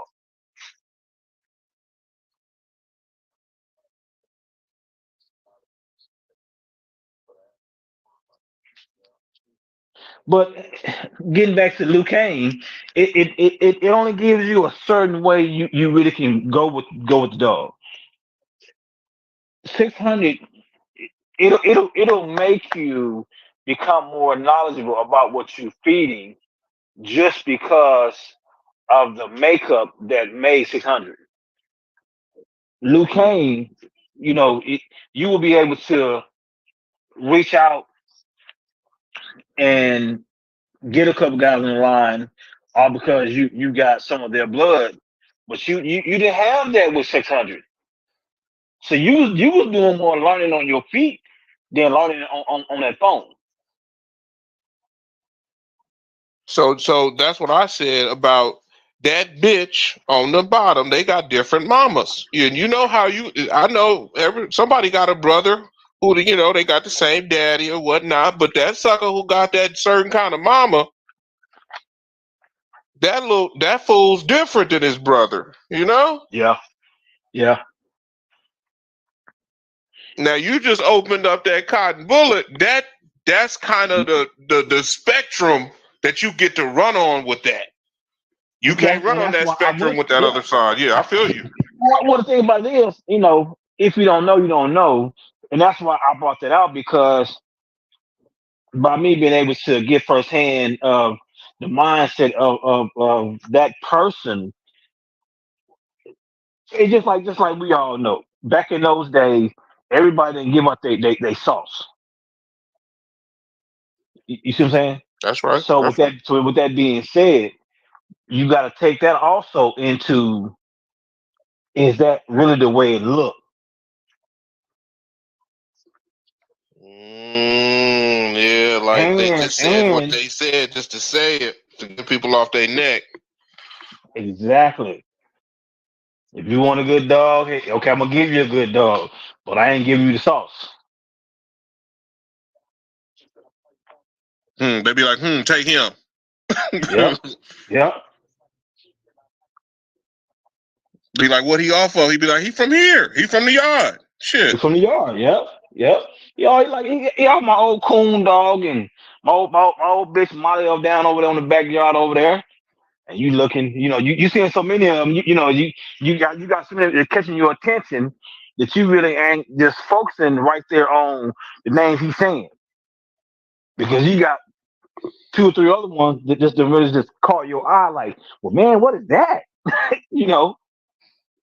But long story short, a lot of them guys back then, man, they didn't give out their sauce, and you had to have references. Like now, man, you ain't got to have a whole lot of references, man, to get into with some of these newer guys. And that's the one thing that stands out with me. You know, the most times, man, you got to bring somebody that knows somebody, and then only then they might talk to you, but that don't mean you're gonna buy a dog. Yeah, And then when you size some of these people up, you got to turn into that so-called peddler. Like, let me not give this fool what he really talking about, because he really don't know what to go do with it. yeah, Yeah, you Give can't be somebody, green. yeah, You you can't be give somebody the green. wrong, yeah, you give somebody the wrong That was something. I said it on one of the other joints. It was an unwritten rule, don't call this motherfucker talking green. Like, if you don't know exactly what you want or what you're looking for and shit, You ain't already got dogs, yeah. Don't come up starting you with might me. be in for a scandal. You know what I'm saying? So it was important to be up on that right away, and hands on. That's the best way, man. Go drive, take a road trip. I remember I drove to exactly. Carolina. Shit, man. I drove from the top corner all the way to North Carolina and back. Took me fucking 5 days, 2 days to get there, stayed a day, and smash back, Yeah, I'm So with you on that one. you gotta put in the work. Is how bad do you want it? But everybody don't want it as bad as others, and that's one thing that we gotta understand, and that's the characteristics that we see in these dogs too, because everybody's not gonna be as enthused as you are about this shit. A diehard, like, you love these animals like that, So, but man, do your research. And that's why I want to also say something. I want to say, Rest in peace to one of my homeboys. But if he saw Thompson's yard and he knew that that dog Paperboy was out there, that man would start crying, man. You know, some of these dogs really meant a lot to certain people, you know, and we got to keep that going because these dogs give us a lot of history and a lot of memories, you know, families all over the world, man. Exactly.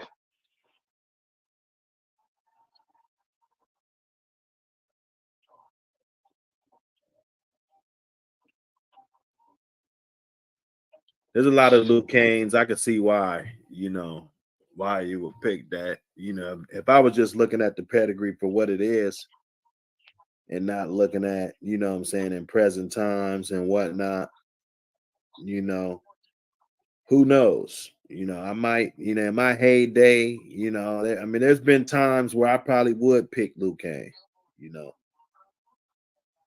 I think there's times where, I probably would pick Luke Kane, having experience with the deadlift blood. It's a son of Mayday, what more could you want? He got a ton of good sons out there.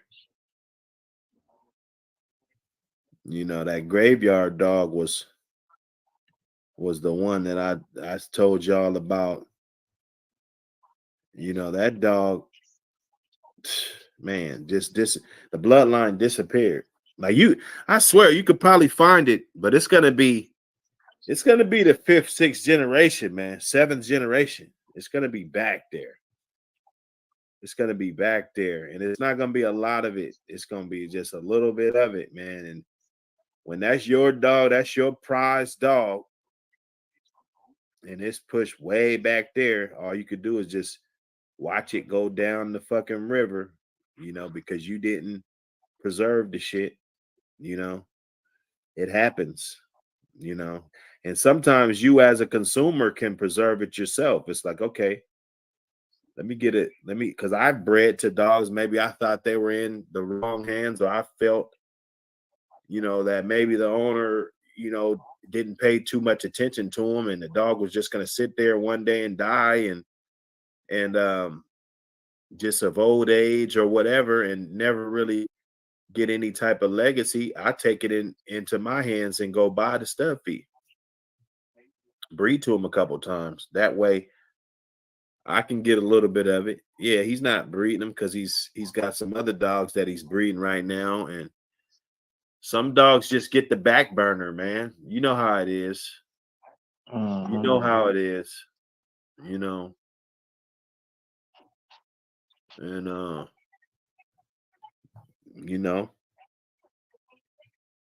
let me see.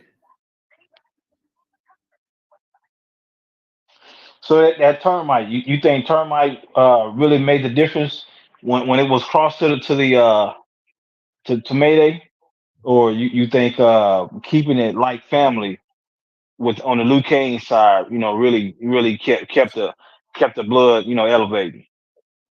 I always looked at termite as a Red Boy Jocko dog anyway.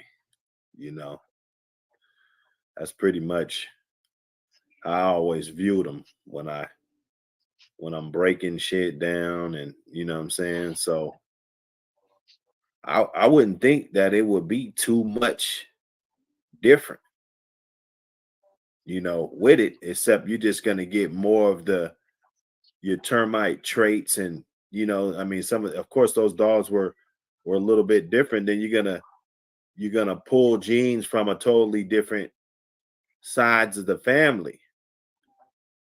It's kind of like that Sorrel bull and that Bolio shit. How they just kind of dipped off and did their own shit. Right. So although yeah, there is quite a bit more like you said, the cotton bullet shit. There is a quite a bit more Oh yeah, even coming through, other descendants that you don't really think that's coming out to the cotton bullet. exactly. You know what I'm saying? So, It's definitely one to dig in. I definitely probably have to reanalyze that termite joint. Although, like I said, he's a heavy red boy Jocko dog, but it's of course 600. He's got a lot of different shit going on. And the Dangerous Dan dog. This is the mystery right here. And the black dogs that's popping up, because termite dogs, they're coming in black. You get a black termite dog every now and then. So and that's Red Boy Jocko shit to the core. Heavy on the Jocko though. Heavy on the Jocko side. More than, just a regular just Yellow John. And of course he's Red Boy, but you could say yellow. And they even showed it. So he's gonna have all this shit down here. Plus he's gonna have the Jocko right here on the termite dog. So it's gonna be heavier. But like I said though, I think that Luke Kane, I'm going to the box with him. I think that's what I would tell myself in those times is I'm taking him to 600. I'm gonna say you can't whoop me with him. You kind of get what I'm saying? You know what I'm saying? That's the campaign I would give between those two dogs. Like you can't whoop me with 600, but I see you in the box with Luke Kane. Thompson Kennel salute. Yo, what's going on, man? Shit, you be up early with it, man. Yeah. I accidentally salute to the panel, man. Salute to the chat, man. Yeah. Salute. We in here, man. We in salute. here. Every time you hit me up at the crack of dawn, I'll be picking up shit. You be texting me, hey, I'm about to go. I'll be like, damn, son. Yeah. Hey, you did it right there. You sent me the picture of the shovel and everything. I was like, yo, you up early with it, man. That's how you get them, though, man. Keep pushing good content. It's for a reason, Supreme Excellence hit me up. I was like, oh shit, let me check my dashboard. Boom, I was supposed to be up. I wasn't up. I'm editing and doing different shit. You know what I'm saying? I had a real nice interview that I about to drop, and I said, well, you know what? Let me get this up and shit. Here we are, Mega Stream. Let's get it. Thompson Kennel in the building, Sir Kennel in the building, Supreme Excellence in the building, Wayne Milne in the building, Kingshire Farms in the building, Magic in the building, Buck City Kennels live in the building. You know what I'm saying? Everybody in the chat, hit the like subscribe button. You know what I'm saying? All of that. I mean, all of that shit. Don't be no hater. Hit the like and subscribe button, even if you just coming through checking in. You know what I'm saying? We up in here. We for it. The lines is open. So if the trolls want to call in, we're not. This is not what it's about, but it's to let you know that there was no duck being wrecked. No wreck being ducked.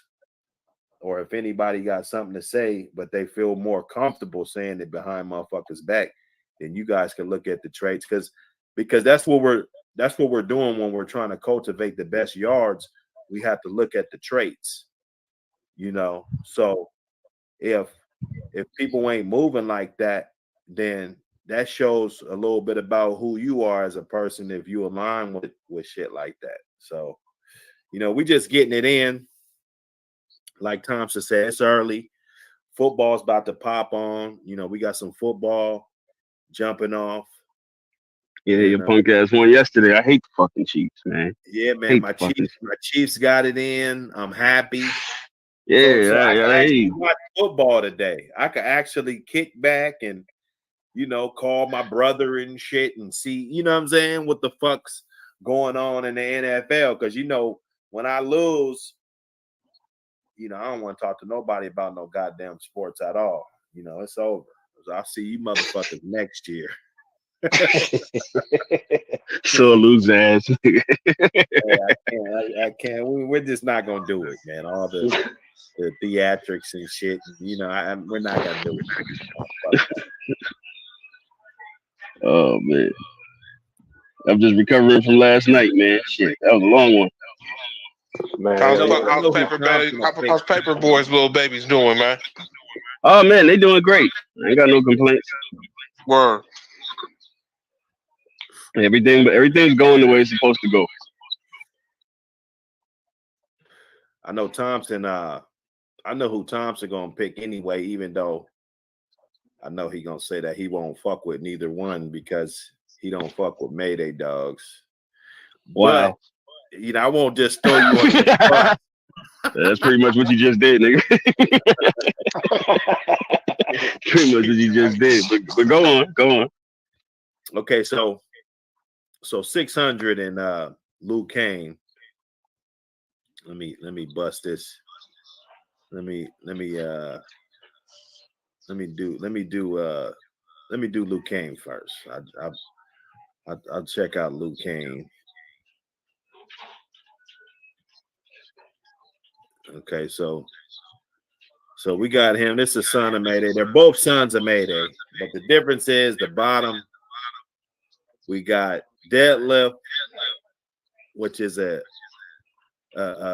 yellow John Jocko dog, Bob. So this is not going to be yellow, but it's going to be a half brother to yellow. It's basically a little bit different blood. Loose line breed. Off Miss Jocko. Detlef was off Bob. It's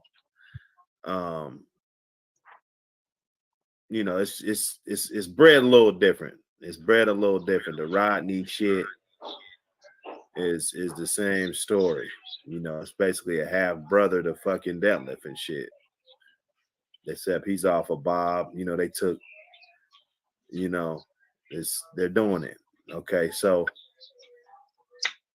great dog, good producer, all of the above. And let me get this Physical specimen. Let me get this other joker up here.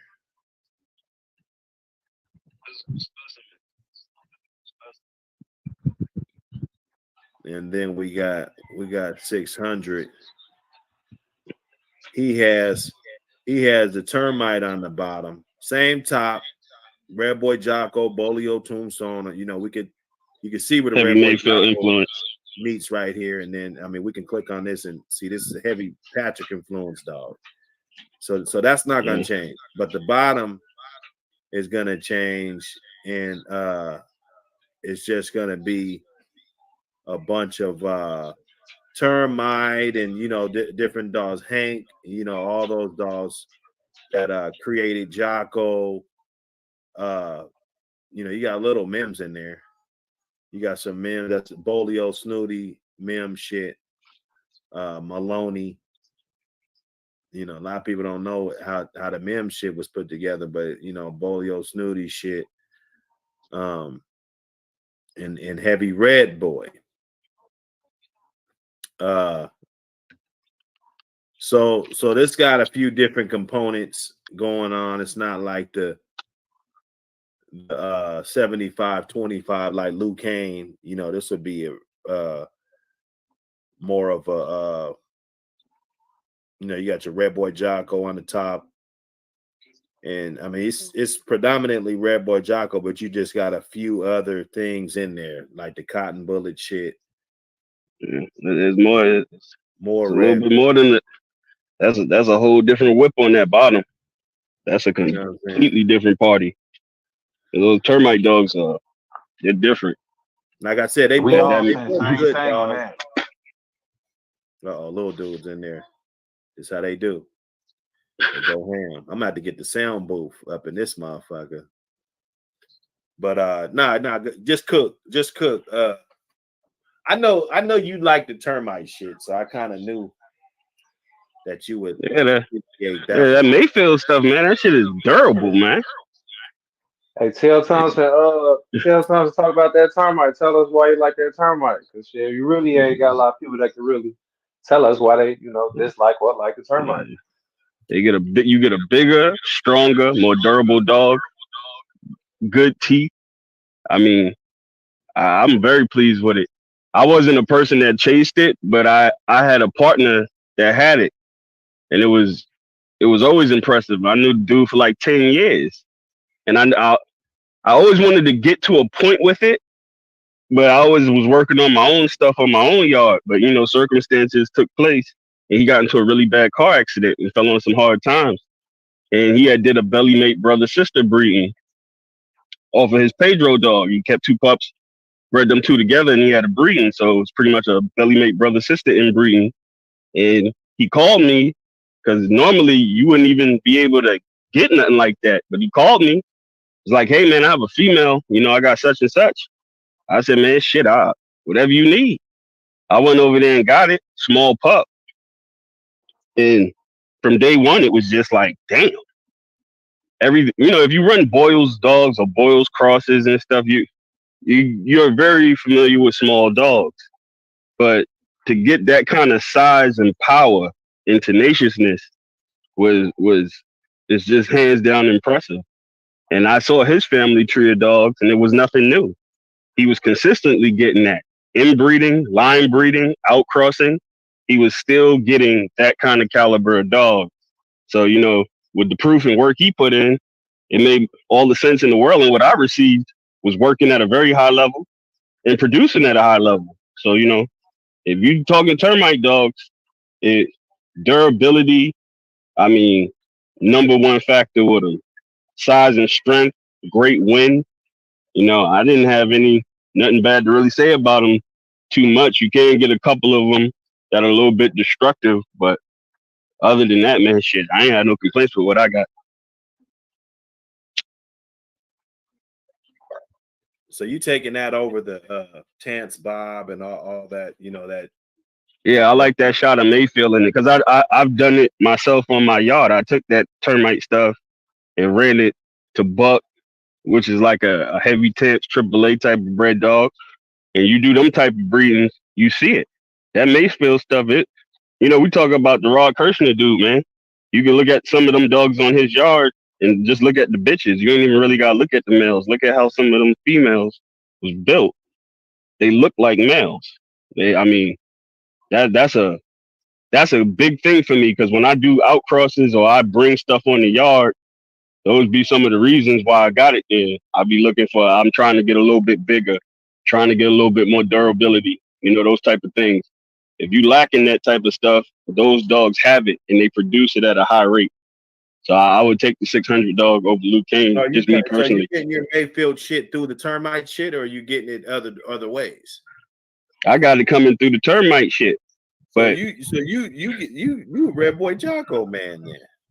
Yeah, I started out with Red Boy Jocko dogs. That's why I still feed them. I still feed seven of them to this day. Even though I got the Balls Bolio stuff, and that's what my work has been put in at the most, I still feed those dogs because they got a place in my heart. I started out with those dogs, and I know what they originally was when I first seen them. They were big, beautiful, strong, durable fucking animals. I mean, I don't know when they got started to get light boned and soft skin. I don't know when all of that started to transpire, but the original ones I seen, they was physically impressive, and you walked up on them dogs on the chain. Or saying it, like, where are they getting this from? I mean, if that's what's being produced, I mean, it goes to show the amount of research and things that have been put into these breedings that people are doing, and they're obviously not hitting on shit, cylinders wise when it comes to their mojo, when they putting shit together in and out,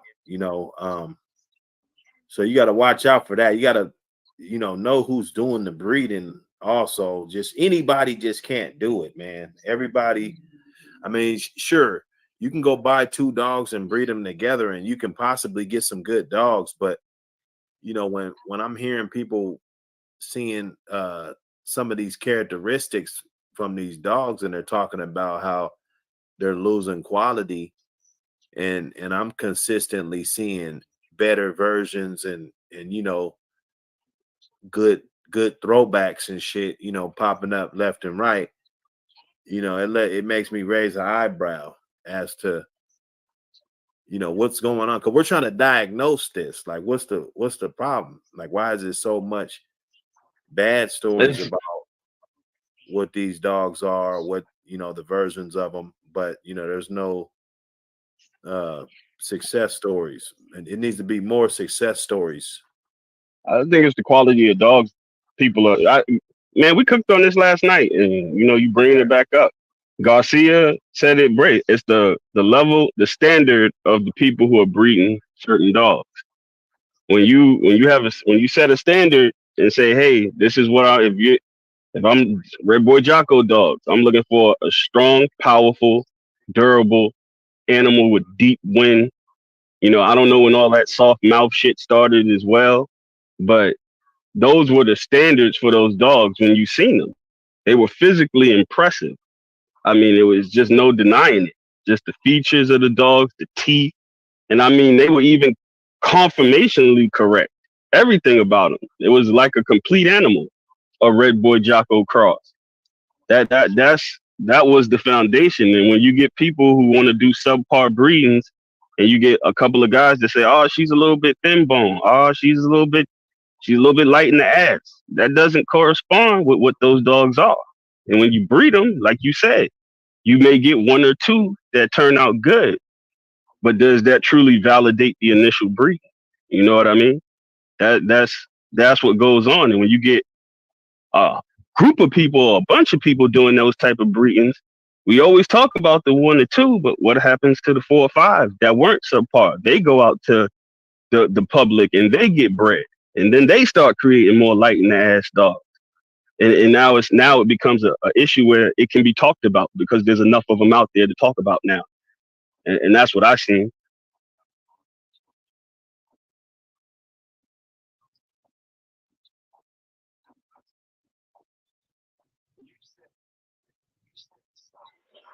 That's a good cook up. Right. I mean, he did that on the nail on that one. You hear me? I'm sitting here like, well, damn. And he got the example on his yard too. If you guys don't remember, I remember that little Sandman you had, Thompson. That sucker had bone on him. Yeah, man. That Red Boy Jocko stuff, like that's how I wanted my stuff. Yeah, he was double boils though, wasn't he? The Sandman dog was boils, but even with the boils dogs, just because it's a small dog don't mean it can't have bone and structure. That's right. Right. That's what was so amazing about those boils dogs, is that you could look at a 29-pound dog and it be conformationally correct and look like a physical beast at that stature. Man, speaking of them boys, dog, man, I missed the email from you. I don't know how long ago. I want to say maybe 2019. I try to get them back, man. I get so many. Man, you sent me an email to get a female boys pup, and I missed it. I was so mad at myself. So mad. Man, I'll be hitting them like in kind of order as the people who contact me. So when people get the email back, it'd be like I had to wait to get to you. Man, so for everybody, he do check his emails and he does get back to you. Let me be a testament for that. I missed it. Goddamn. Yeah, I don't cheat nobody. If they email me first, I hit them up first.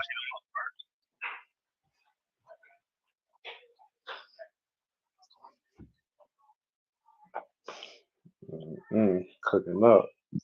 I love them boils dogs, man. I love them boils crosses. You think it crossed better with the Jeep or with the Eli? It works good. It works good on anything. That's why people compare it to like the Boyles dogs or like the Red Boy dogs of today. Because that combination of dogs, the Dirty Mary, the Eli, the Bolio, the Burton's Hank, all of that stuff is a blend.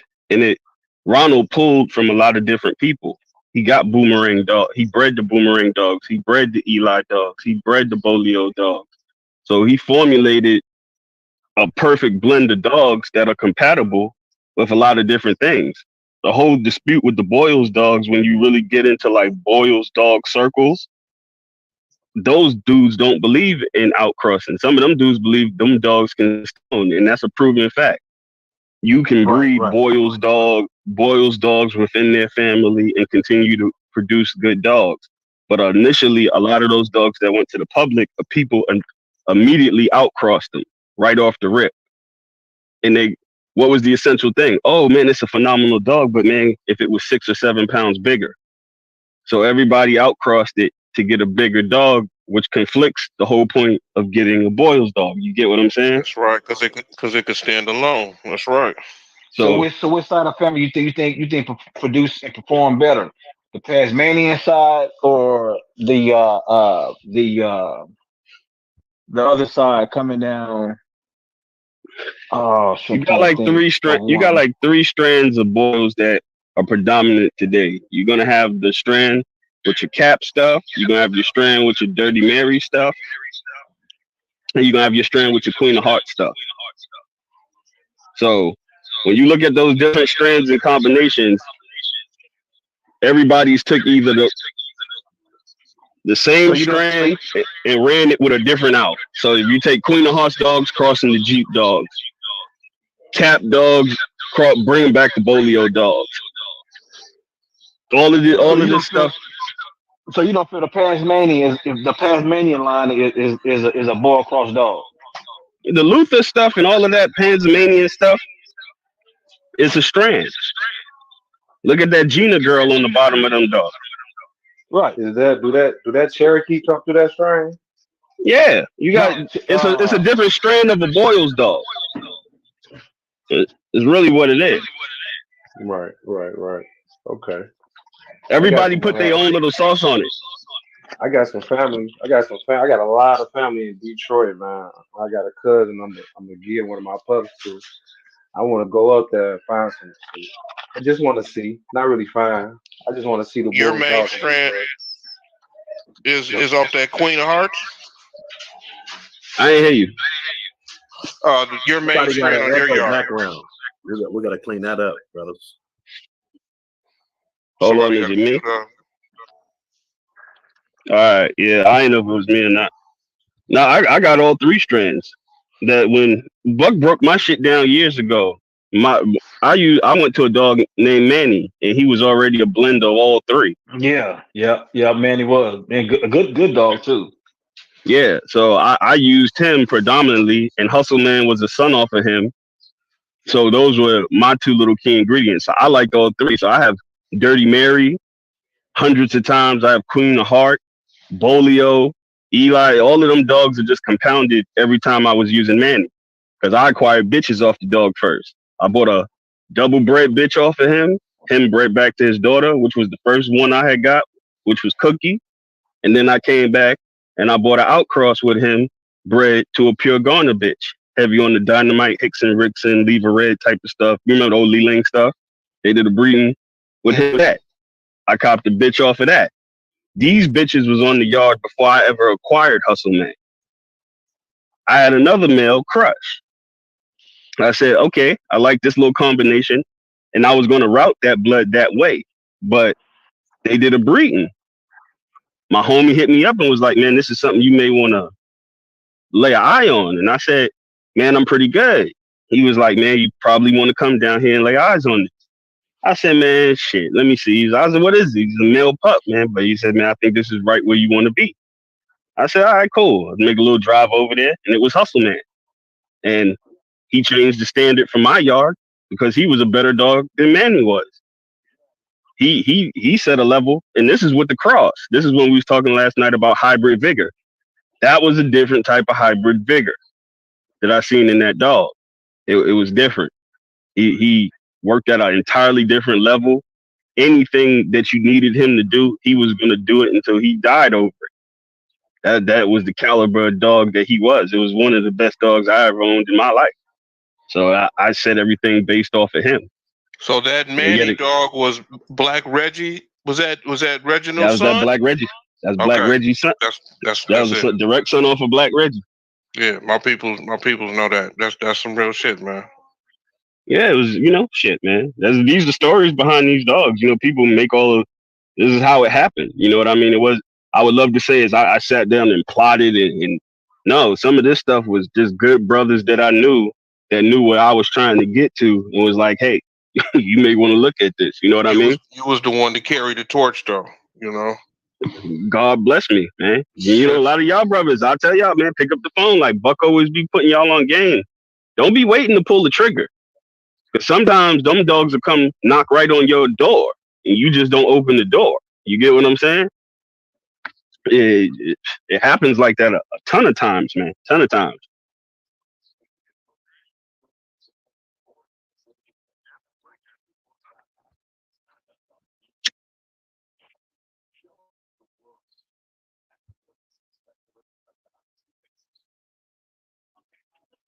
Okay.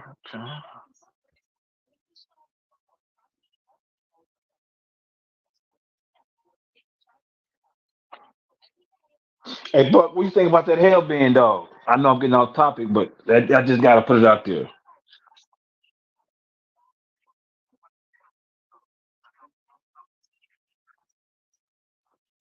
Hellbent dog was the truth from what everybody told me.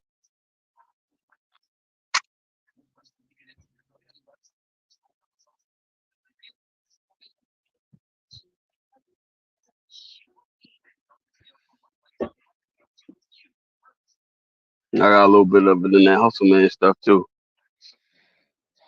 Yeah, I see.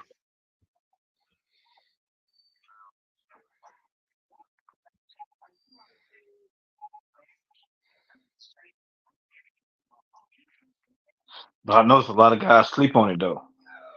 Nah, man, shit. Them Harry Hargrove dogs, man. They were solid dogs, man. I had a partner of mine who was dealing directly with him. That's why I seen those dogs come down the pike. Like Mhm. it's great. It's amazing if you stand back and watch other people programs and you see when they do certain breedings and they add certain stuff and how the shit changed so quick. That's what I was sitting back. That's what I was sitting back watching it. Because I got the line that I have is coming down off that rivet stuff. And we seen them dogs without that Harry Hargrove stuff in it. I seen it just with the Sin City Bolio stuff to the Boyles. And then I seen it when they added a quarter of that Harry Hargrove stuff to it. And it changed it the whole time. Because when we had seen that Balls Bolio when Fred was doing that stuff, those dogs was berserker. When I mean berserk, they were damn near borderline uncontrollable. But just that quarter of that Harry Hargrove stuff in it changed it dramatically. It was right back to where it needed to be. So I can't say it. From what I seen with that blood, it added to what we had going on. And this was like 10, 11 years ago. Actually, longer than that. That was probably about 15 years ago. With Lionstone and them boy. Yeah.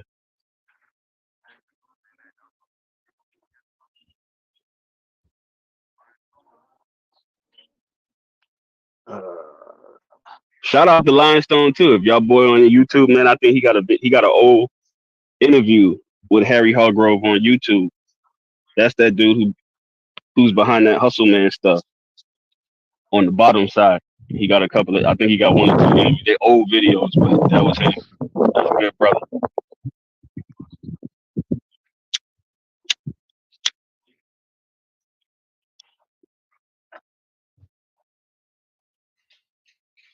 Do you feel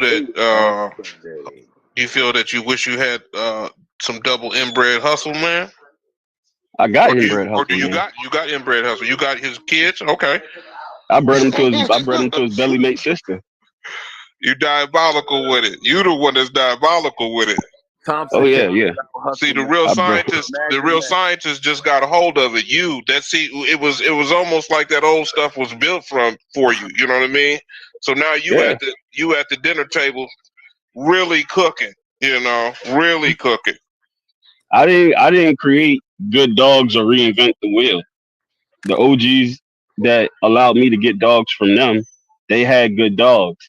And they was always honest with me about what was wrong with those dogs and what they was trying to fix. So when I got them, I knew exactly what not to do and what to do. I didn't make a bunch of bad breeds. because they taught me how to breed them dogs. They showed me how to breed them. They showed me when you start seeing this and that, you need to go hit it with this. You need to go over there and get some of that to put it with this. Don't take this so far. Don't double breed on this individual. You breed him once and his genetics will go on for 2-3 generations before you have to put it back. Don't double and triple up on that stuff. All of that was taught to me. So I just came into it running and I had access to the dogs. These are my OGs, my friends, my mentors. They allowed me to get stuff from them. So I was already in a great position to begin with. You know what I mean? Some people got to find it 100% on your own. And that sucks because you're going to go through a lot of dogs. Point blank, period. Shit. Plug. Well, niggas is proud of you, man. Straight up.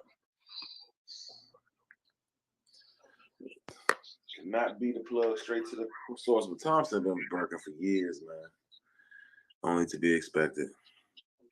Yeah, man. God bless me. Like I said, people make it seem like I'm some extraordinaire or some shit. I truly ain't. I was never a big I was never a good pedigree person. None of that. I just was taught. People took time to teach me shit. That's how I learned. And I give you that. Your story has always been the same. I'm talking about hella humble.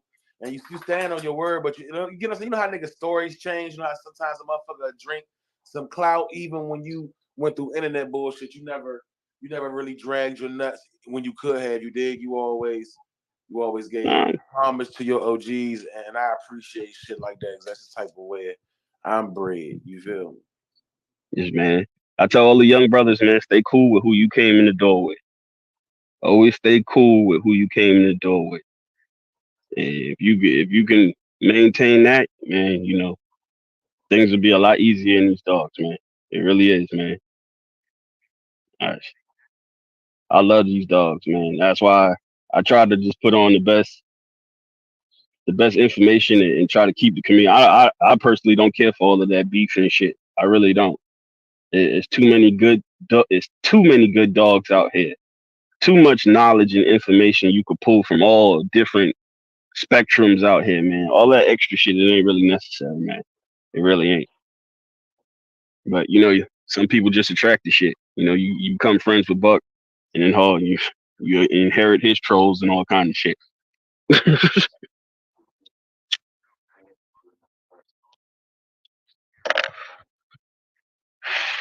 Thanks a lot, Buck.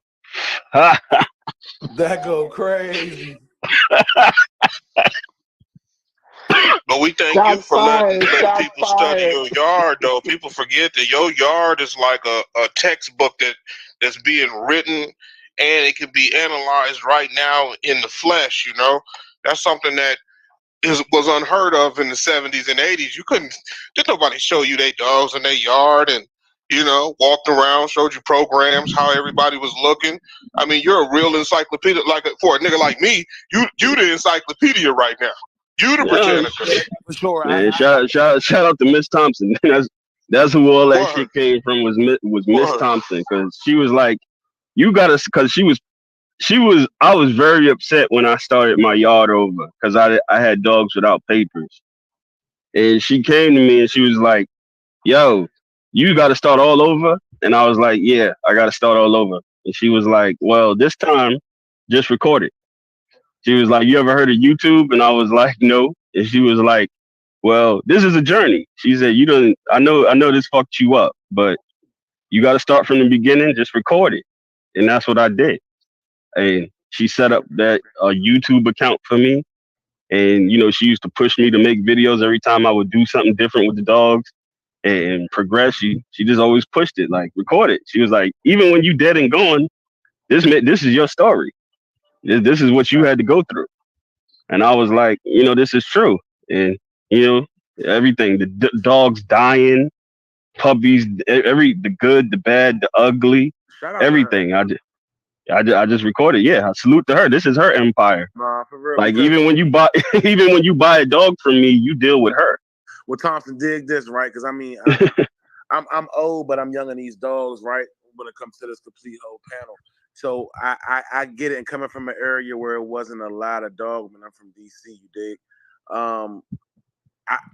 that's the blessing and the curse of this internet thing. And the blessing part is dudes that don't have access to real dog, man.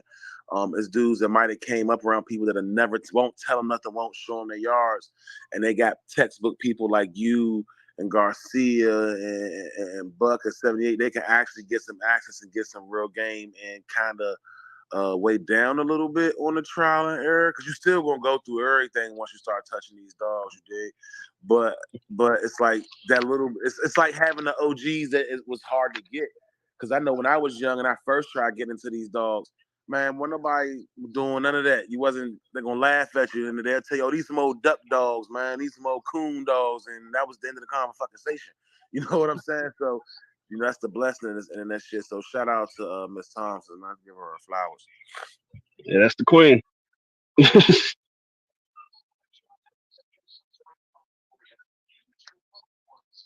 I was in love with these dogs so much, and I know everybody on this panel. You can hear a game dog bark a mile away. And I was walking down the street, and I let me mute my shit. My dog's back. Huh? So yeah, you can hear a game dog barking a mile away, and I was doing something. Yes, sir. Real pissed. Them real pissed. Man, what y'all brothers smoking on? I say, what kind of dogs them? Oh, they just some hunting dogs. I knew right then and there. Leave them alone. I knew what it was. I just knew we wasn't gonna talk about it.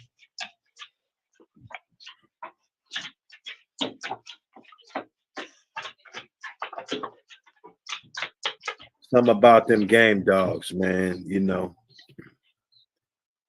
It's never ending. Just things that we could talk about, and memories, and different things that we didn't had to go through to keep them. Like Thompson said, that's a good idea to document. What I'm saying, your journey. YouTube is a journey.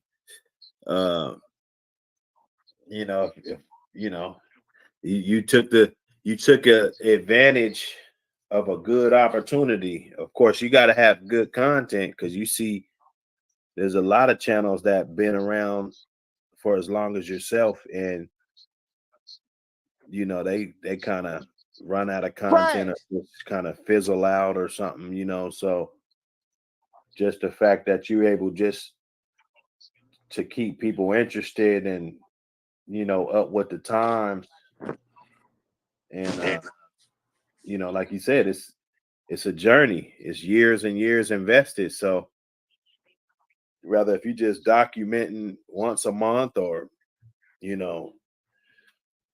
twice a month, or whatever, every other month, over the years, you're going to be able to look back at it and see progression, and other people will be able to see it and appreciate it.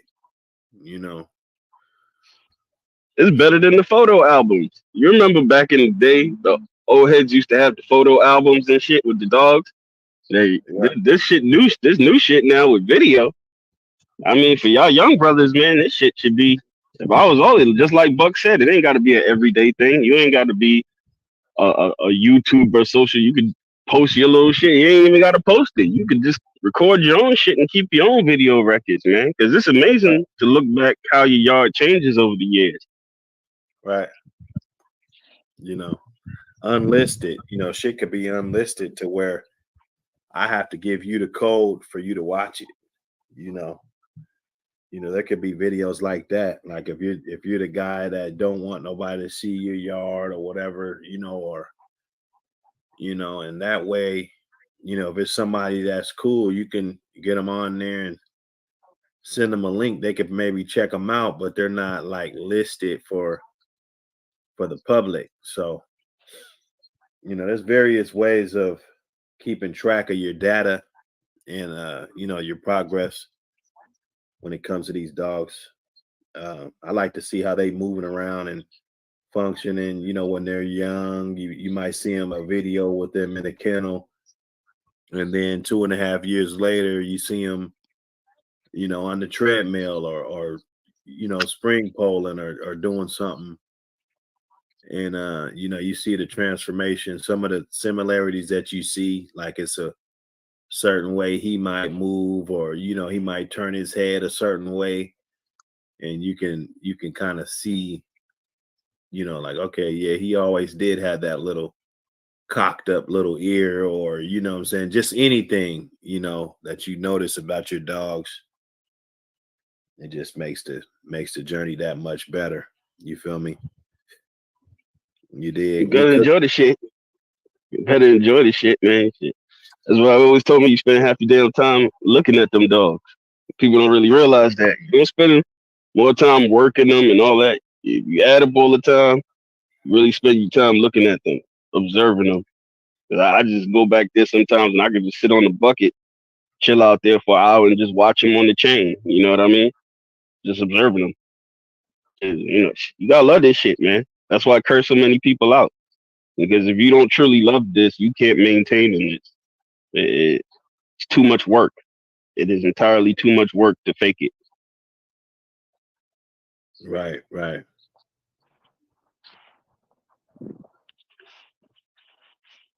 And money. We talking work. The fucking money. Oh yeah. You know, all of that cheap shit back in the day. $15 bags of feed. That shit been gone, bro. All that this shit is ridiculously expensive nowadays. Yeah.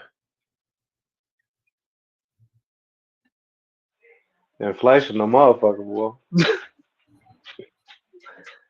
Yeah. Man. Shit, you go buy 5 bags of dog food, that's $200 something dollars.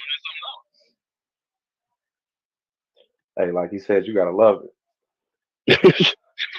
Yeah, I got a big body Benz parked out here. Yeah, for real. Now, them dogs, that's expensive. You know, if you're getting it in every day, you better in the shit. But people see that, they respect that.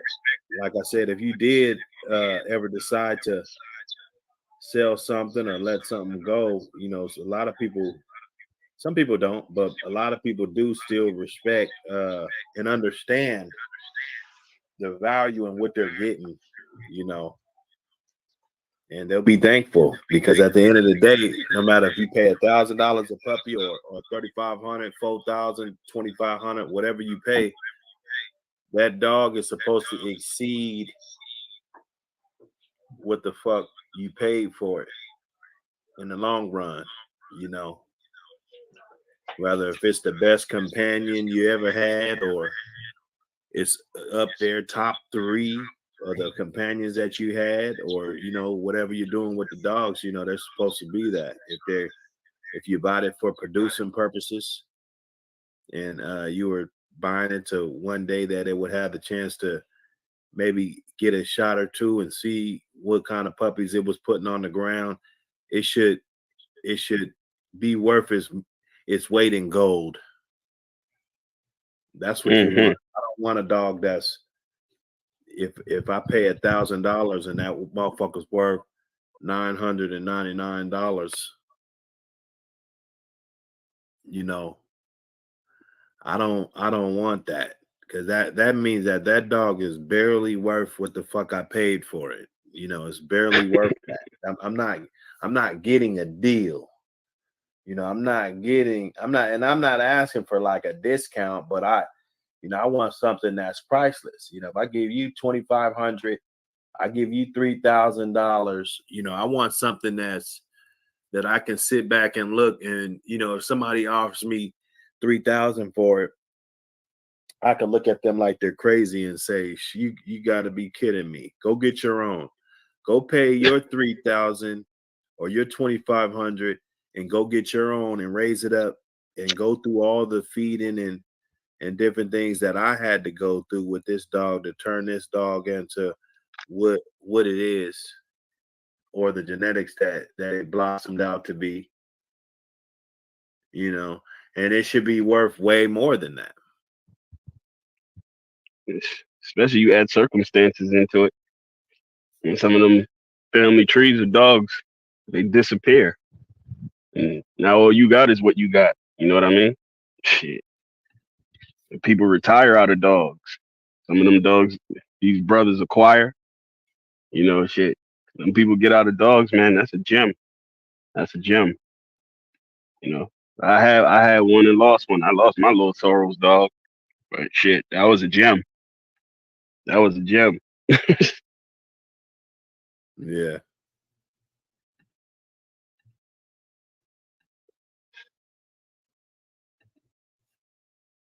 Yes, sir. Yes, sir. There's some wild shit being in these dogs, man. There's some wild shit being in these animals, man. It really is. It's wild. It's wild. So It's the wild, it's wild amazing west. the connections. Yeah, the connections that we have through these dogs too. If only our blood could talk to each other, you know. You only have your memories, but these dogs all come from so many different places that they end up in so many different places, you know. But the stories, if we could all put them all together, you know, it's just crazy. Because times that some of the OGs that don't care about no computer or no phone, man, they love you, man. It's some real shit. They love you, Buck City too. See, it's almost like the quiet fraternity. The quiet fraternity, they talking to y'all. They saying go get it. You know, I'm almost out of that era where don't nobody want to hear from me because still to me, I believe a dog should go out there and whoop that ass. And then if you look at my shit, I'll be like, you can't whoop it. You know what I mean? I'm still in that era. I can't get out of that mindset. And that's not the educational mindset to be in, but that's the purpose of how the dog started. You know, so salute to everybody who takes on this American pit bull terrier. You know what I mean? There's a lot that come with this breed. There's always going to be a level of competitiveness and competition. You know what I mean? Always. You know, but it was supposed to be a gentleman's sport. You know what I mean? And everybody got to start conducting themselves on the gentleman type level. Because then when it don't, it turn into the wild, wild west. I'm a competitive person. Very competitive. So I know how I am. I can tell that the old man know because of the dogs you got. That's what I'm talking. That's what it got to. But at the same time, you got to teach the young bulls respect, man. Because those old heads don't deal with you unless you have respect. They don't have to share nothing with you. True game. They got good dogs. They been had them.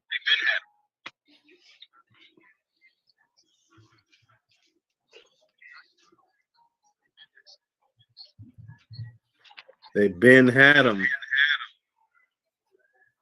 you know, and they don't need you. So you got to be respectful. It don't matter what game you're in. You know, you definitely got to conduct yourself respectfully, you know. When you're doing business, now we just fucking off, you know. Shit happens, you know, motherfuckers.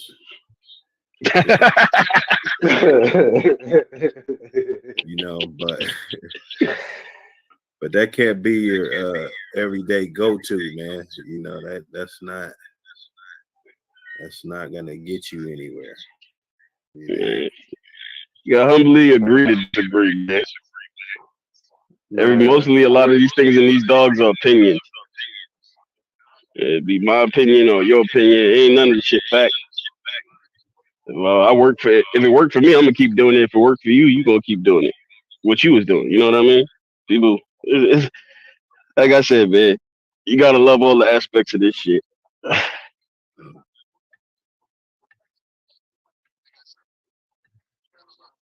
Yeah, you do. You definitely do. And what Garcia said yesterday, he was talking about them two old motherfuckers arguing out there, and they grab them old ass dogs off the chain. Like, you know what I mean? Shit, if it go to get them.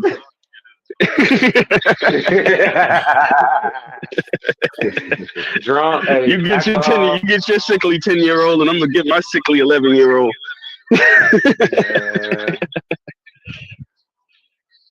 Man.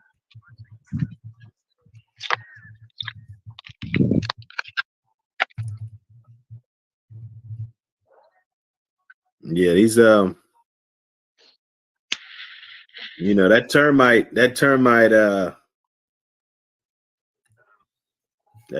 blood, man. I tell you, man. I think it's a very underrated bloodline over the years. Even though, you know, some real ones, because you know, Lockjaw and you know, they had some real good dogs back in the day and that people knew of.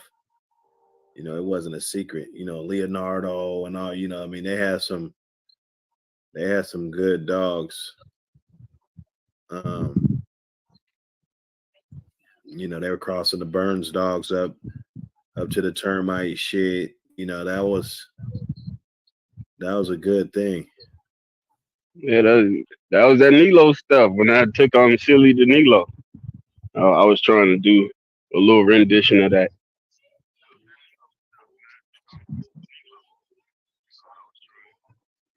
Oh, Dirt Road Kennel in the building. Salute to you. You never sent me them links, Dirt Road. You never sent me them links, man. You're trying to get on that promotional slot. You got to send the links. I got to know what I'm promoting. I can't just get up here and wing it like that. You dig? Let me see.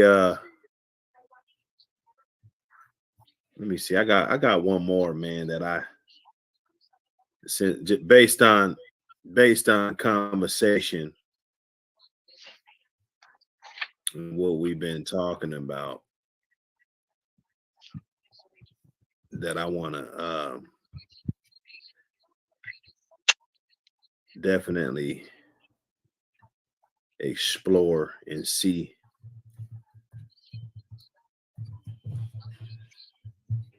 Where everybody's at with their choices on this one. This one's a little bit different, but it ties right into the conversation. Let me see. I gotta get one up here. It ties right in perfectly. Oh yeah, nah, it's all good, brother. You know, this is what we do, man. If you're doing good work, you know, I'm shouting you out. You know, that's how we're getting down. If you're doing right by the animals, you know what I'm saying? But these two right here is what we're gonna talk about. Mm. And just because Thompson's here, you know, like I said, he's had them all bunched up and different things. You know, I've had the opportunity to be around these dogs. You know, I don't have the Panamanian strain in my shit. Oh, you don't have the Tasmanian shit. I was fucking with you about that Rachel Ray shit back in the day. Yeah, but that was straight Paz handicap shit, you know. That was so Manny don't have that in there. He's got certain stuff that's in that, but it's not the same. It's not those dogs. Shit. I thought he had that Clean Mary shit in there. No.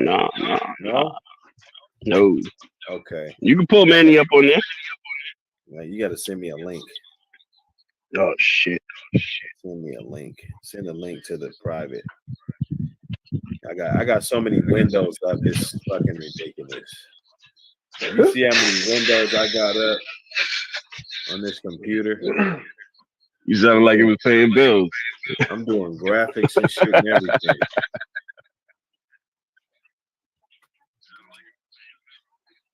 Big Burger. OG Fred did something with it though. Oh, I don't know. Still coming in the building. Mayhem in the building. Everybody that's fucking with us. Let's get them likes up, man. Let's get that stream up let's get these numbers up. I got a number in my head. I ain't gonna say it out. I want the video to be timeless, but it's gonna be a time we're gonna be at whatever. It's gonna be timeless. But let's get the likes up so we can get this stream popping in the algorithm. We here. It's another mega stream. I'm gonna bust this pad down so we could look. Let's look at the black pads first. This dog This dog right here, to me, I mean, you talking about some boil shit, I mean, it really don't get no better than this as far as I'm concerned. It don't. We looking at this, that Oiler shit. You got different little thing going on at the top. From Eli and Eli Jr., all that shit going on at the top. A bunch of that. And blended to perfectly. make the Oiler dog, then I mean, you got your Dirty Mary shit. And we've been talking about Red Baby the whole time, with that Hank dog, making a dog of this caliber going back to the Boyle shit. And then to the Bolio shit, sorry. And then you're going to the Eli shit. So you're gonna have a real Eli influence going on with this Oiler dog boat action, off the Cherokee Chief dog. You guys was just talking about that dog. And Yeah, hell yeah. It's more of a I mean, and these dogs, you got a heavy Eli influence spike. That's pretty much what them dogs are doing. They did the same flip flop what they did with the top. They doing the Cherokee Chief back to the Dirty Mary. So you're doubling up on the Dirty Mary, then you're basically tripling up on it here at the bottom. It's the same thing, more Boudreaux shit, Eli shit, that family, but more blind Billy shit. And then this is the old family red nose shit right here. Mm-hmm. So motherfucker Eli with the old family red nose. So it's in there. You're gonna be dibbling and dabbling up in there. So this who you got. Like he good dog. I mean, we can look at his little offspring. See this, you get different pedigrees, so it ain't gonna be too much. But you got the champion Luther dog came off of him, and then it goes down the generations. He was able to keep his little thing that he had going on as far as breeding. I'm gonna put that handicap up here just for a second. Handicap, we had a pleasure to have those dogs mixed, but I was pleasure to have them separate also. So I was able to see the some of the similarities and differences, but of course, the handicap dog's gonna be heavy on the Bolio side of the spectrum. Bolio Tombstone shit, and then super heavy. Then you got your Dirty Mary. You got a quarter Dirty Mary. Then you got your Cherokee Chief up in there with the, pretty much the same shit. So they bred very similar. Yeah. Handicap, of course, this one got more. I'm sure the other one I could find one with more offsprings and shit. But this dog was bred to some historical bitches. They weren't just breeding them with slouches. Of course, he boosted up a lot of their stats on some of this stuff because like I said, they're able to produce. This Blizzard dog, it's gonna boost the stocks of this bitch. So it ain't gonna be long before, and it's probably litter mates and shit. Well, see a litter mate right there, two timer. So this was damn near halfway a fucking Rom litter for a bitch. You know what I'm saying? Another champ and a half. You got a Rom litter, and she's probably able to, produce, with other dogs too. But this the handicap shit in a nutshell. Who you guys got? Who you guys got in the chat? Who you guys got? So we talking about Mayhem Kennel said he got a handicap. Yeah, I'm taking Cap. Talk to me. I'm taking Cap. Mayhem in the chat. You better take that. You better take that, because baby. That's that Cap coming up off this piece, baby. We gonna run it. Are you taking Cap, Mune? Sir, yes, sir. I don't know how many dog of the years that Tasmanian baby boy got, but he got a few of them. If you like the more Eli influence, that's the only reason I take it. I'm gonna guess that you're gonna go with Black Pass. You know me, I was trying to breed the Bolio. I'm going with Cap. I mean, that Cap.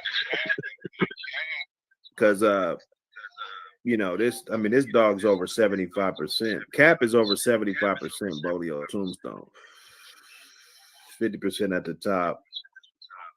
You got 12.5 like built right vice there. grip dogs. He built, you know what I'm saying? Like he built some shit, man. 12 point, yeah, you're about 75% Bolio Tombstone.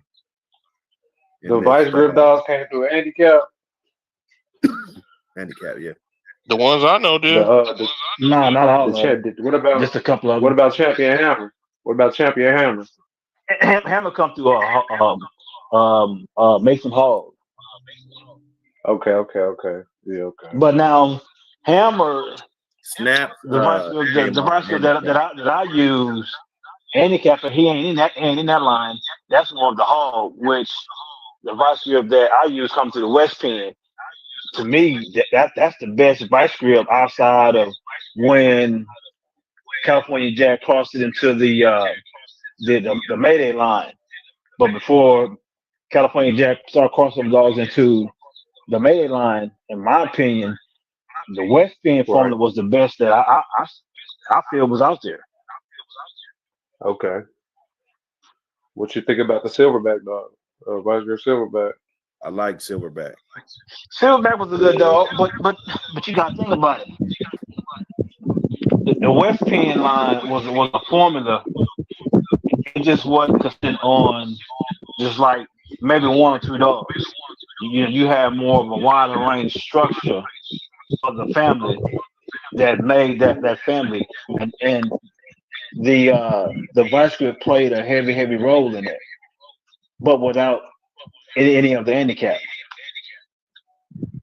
Okay, I see what now you're the saying. handicap that comes to my mind, we're either gonna talk about Chop or we're gonna talk about Grand Champion coming down through the bullshit. What's that one male? We got that Voodoo dog. Didn't Voodoo come? Didn't hit that? I don't know. No, that's been explored. Oh boy, I was on another podcast, and he gave the story how he gave the dog on the side of the road, and dude didn't want to take it to be displayed, and yeah. I dragged that mine through the Windy City. I rocked through the Windy City Combine stuff. So right, yeah.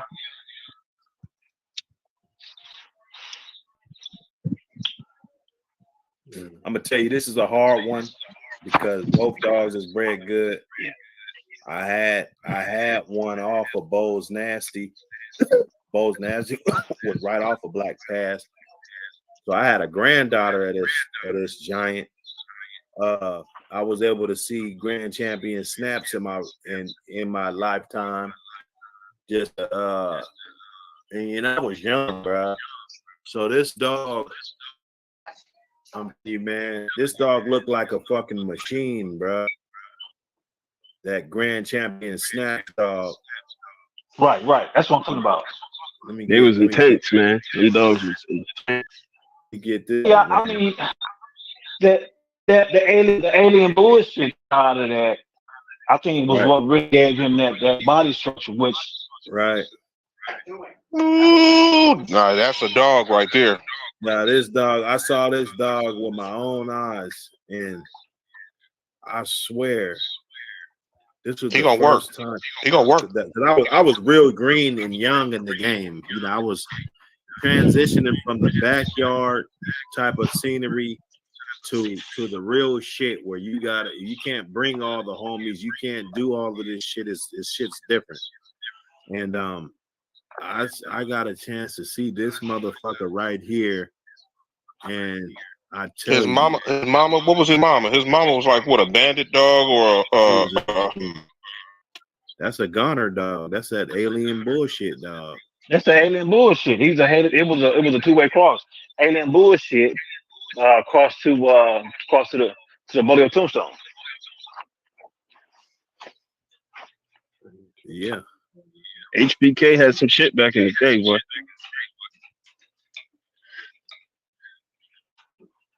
Yeah, that's that shit right there, man. I like that blood. I really do. It was a letdown book because he just didn't put out enough that was like him. Yeah, but what do we expect from a Rob dog? You talking about Cap or Snap? That sucker, man. Snap. Oh, you talking about? You know, I could have bred to this dog too. That crazy, man, crazy. You know, he was a machine. This dog was a machine. I think he produced pretty good, considering. But I mean, considering the cross, when you look at the top to the bottom, you would think that it would have produced better than what it did. I heard he was missing a lot too, and when I saw him, like he was a monster, man. He was. I forgot they had bred him to Abolition's toe. Yeah, let me check that one out. Yeah, so they, the black pass, and it's going hand in hand, and they keeping that Bolio shit around. No regret. This is one of the dopest fucking Indian bred dog. And look at the build on that motherfucker. Man, look at from right here. All you gotta do is go right here.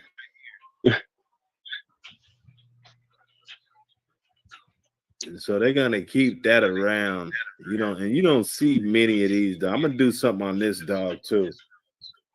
I'm gonna do something on this dog because you don't really see too many. And somebody was asking about that Indian Sunny blood. Just the way he did it, and not he going through different shit. Once Bolio hits Pat Patrick's yard, it changes. The dogs look different. They, it's a whole different, and that's a prime example. And this is where the fuck they came from. But somebody else could get the dogs and start cultivating it the way that they want to do it, and the dogs is totally different.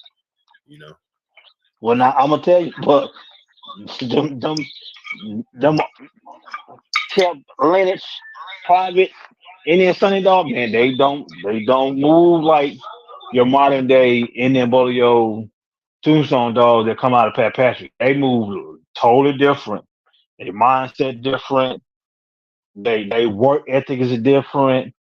Their color is different. They're getting a lot of brindle dogs and shit. I'm looking. They're getting a lot of brindle dogs. No, you get more black. You get more black and brown. Okay. Shit, I've been getting more brindle dogs than a little bit. I got so many brindle dogs. I never had so many brindle dogs. And the more I go back into that Bolio stuff, the more that Sin City stuff, it keep coming out. No, I'm talking the heavy Indian Sunny blood. I'm not referring to the Patrick side. I'm referring to the kept private Indian Sunny that he passed on to guys that he trusted to keep his line, going. Yeah, I'm looking at how Buckaloo do, how they changed, how everything just started to change. It's really kind of wild. It's dramatic. It's a dramatic You, difference. I ain't trying to go there, but you know what I mean. It changed a lot. Even when the polio shit went heavy into the polio shit, you know, that it changed. The shit changes. Yeah, you're still gonna get some of the characteristics and functionability and stuff, but overall, those dogs change. You know, and if you can't help it, it's called evolution. Can't help it.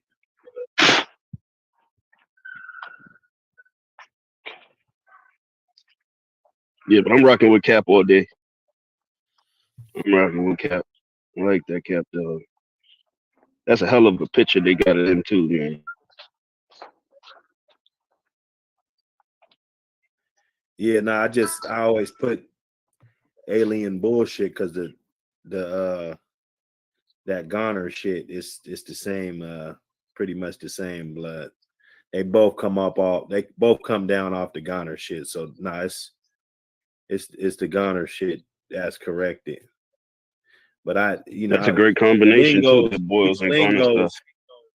These lingos they carry. So I always say that when I mention that dog. But yeah, it's the Goner shit more than the bullshit blood. But if you look at the bullshit blood, it's the same shit. Thanks though. Mr. Garcia in the building. Yeah. Matter of fact, I think that bullshit blood, I think that was a Northwest region dog also, you know, because Snaps was up here, you know, he was. So I'm not 100% sure, but you know, I know for a fact them dogs was real close by. Which ones? That I know Snaps and those Goner dogs and bullshit dogs. You know, it was a lot of that shit around. Yeah, they still around. They over here in my backyard. Yeah. Those Snaps dogs was going to the public. They had a little run where they was getting out here. Yeah. Well, the guys that run that Gun blood, they still run that even to this day. But Garner said it himself. He was talking about Ronald on one of them interviews. He was talking about because I said it from Jump Street when I first got into those boys dogs. I was like, man, you know what would go perfect with this would be some of that Garner stuff. I like that leave a red, that Lee Ling type of stuff. I was like, man, that would really complement each other. And when you look at them two family trees of dogs, you know what I mean? It's similar. It really is. Just like Mr. Garcia was talking about finding a family with certain traits that you could breed to, because they really come off like a loose line breed, but those dogs come out with very, very solid traits, man. Very solid traits. Well, now what I'm hearing from the Tasmanian side, they found a new rabbit hole to take it to another level with the Black Angel little gator dogs. That's a nice combination too. They saying they giving them everything they want. You know, from whatever you're looking for, structure, build, confidence, work ethics. They're saying that cross is giving it to them, and it's giving it to them, at a high level of production. I mean, we talking out of a 9-piece, you talking 6 or better. You can't go wrong with it. That like the formulas never fail. The quality of dogs fail, but the formulas, if it hold true and you got those type of individuals, man, it's not hard. They've been doing it for decades after decade after decade. Hey, Buck, once you pull up T&K Dahlia, that's a good one that come down out of on the Tasmanian side. If you're gonna pick one, on that side. I mean exactly what you got is described with the Garner influence. Yeah, strands with more. You get strands with more Eli, strands with more Bolio. Well, it's like -3 degrees outside. God damn. Man, look, yeah, it's cold in the Midwest. Yeah. Man, this that Indiana right at the bottom of Lake It's Michigan. 69 degrees where I'm at. Ooh, lovely. Yeah, I'm chilling on the porch. That's why I go outside over here in the Midwest. You out there alone in 3-4 minutes. Hey, everybody go ahead and just cut that off because it ain't no more good. It's damaged. It's a wrap. Yeah. He was not lying.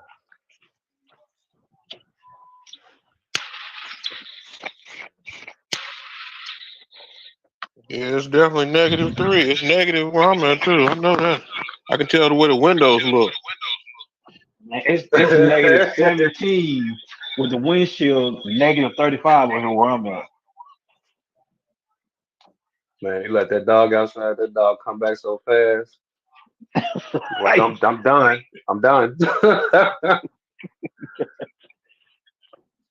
That's crazy. I don't know how I might always tip my hat to them brothers up north.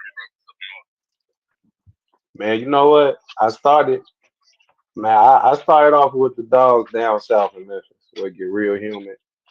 When I was like 13. Then when I got a little old, I started having them in Chicago. You know, switching it back and forth. You know, it's you gotta have your 360 goggles on going from back and forth, man. Cause man, I done seen not me personally, but I done seen some dogs outside froze just taking the trash out. I'd be like, God damn. Yeah, man. So we used to have them in the basement back in Brooklyn. The fact. right in the boiler room. It'd be nice and warm down there. Shit. Chicago and Springfield about to see me in a minute. Springfield. Having a yard was a distant dream.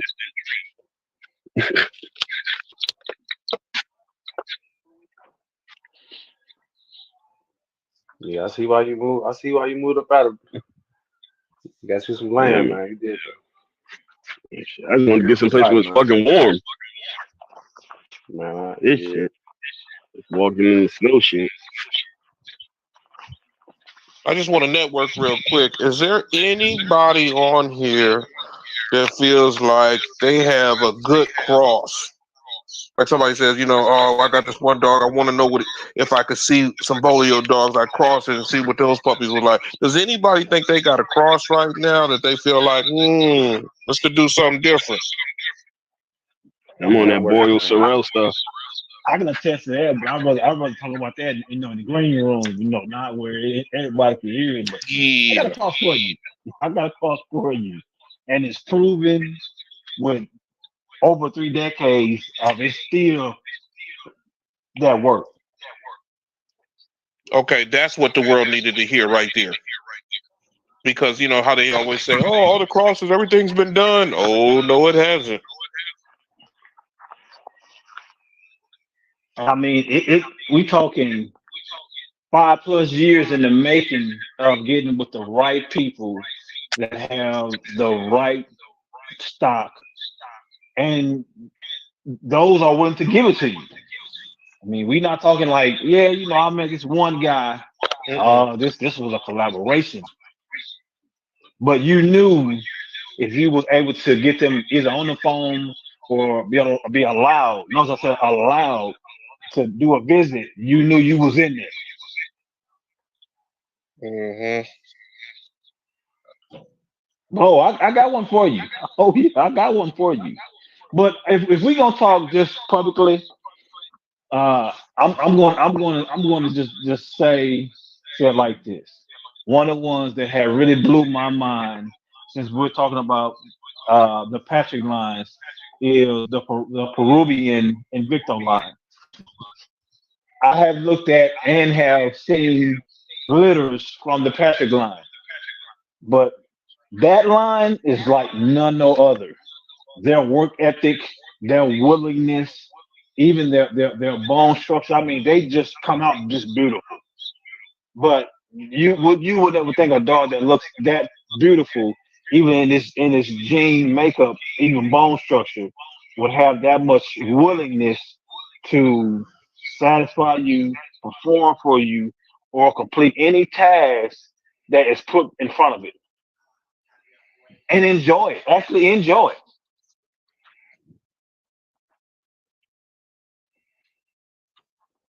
it. Yeah, I have seen good pockets of that Invicto stuff. Poncho Invicto, I've seen it. I've seen it. Of course, you got to be selective. I'm sure whatever you saw was well selected, but it is a little bit different. It goes all the way back to what we're talking about when dogs stretch across different parts of the world, and they're able to get a few generations on it, 3-4 generations on it. By the time you get it back, it's going to be totally different. Right. So yeah, those dogs, they definitely different than just a regular. I wouldn't say regular, but just a regular Patrick bred dog. Even though they are Patrick back in the day, but they got some generations and some stamps and some accolades that come along with that. Yeah, shit, it don't take a bunch of generations either, man. It could be one damn generation. You could sell a dog, somebody bring it back 3 years later, and you like, God damn. You know what I mean? Shit. That being able to breed back to certain stuff. Like I've been blessed to have situation where brothers came back and let me breed to my own stuff. And man, shit, it don't take a bunch of generations for it to change either. It could be that 4-month-old, 5-month-old pup that left and come back 3 years later, and it's like, wow, it's crazy.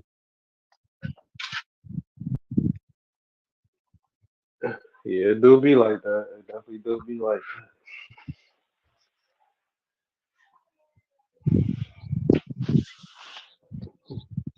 Man, I'm trying to get ready for this Samurai Business Dog Show. The weather like, nah, you gotta wait. I need me a meal. When is the dog show? And I think it gotta be. I think the photos and the video gotta be in. I think maybe the February 24th is like the last day it could be in, maybe, and then it'll be in March. Take them a week to get everything together after the votes in. I wish we had. I wish we had like some old school judges, like Schoolboy, Twins, Bill. Just had all the old school. You feel? Had all of them up there just to judge the show. You feel the real gentleman sports type shit. Along with the votes, That would be dope as hell. I ain't gonna lie. I'm gonna ask Ram about it. When we get them boy up there.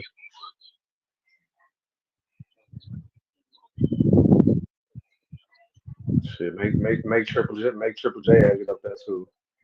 Make her hold all them niggas accountable. Make everybody be a judge. Yeah, I know they cover for my homie Gas and Go. Yeah. I lost to him. Second place with on the best female, man. I was salty. So Shout out to the homie, man. That's a good brother. I don't know if he tuned in, man, but I like good business. Yeah, I see. He got a couple dogs for me. He seemed like real tuned in and real focused.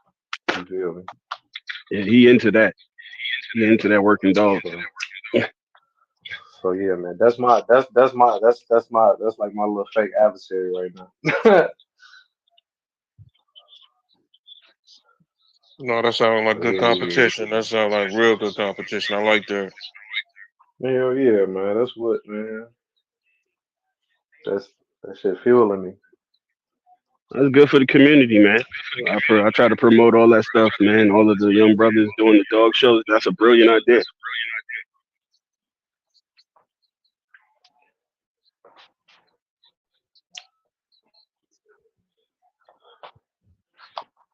But yeah, if this weather don't warm up, I'm finna we're gonna have to get some sled dog shoes or something.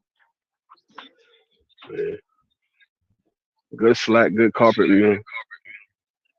Slack's getting cheap though now. Real nippy. Right now. I think they said Florida was like 69 degrees. They getting great weather. Man, I think like 2 days ago it said like almost 70. That's crazy. Zero. That's all right. The hurricane season gonna be knocking on their door in a little while. You had a mini hurricane about earlier this week, man. I don't know what type of Yeah. wild ass storm that was. I was sitting on the couch, seeing trampoline flipping across the yard. I said, what the fuck?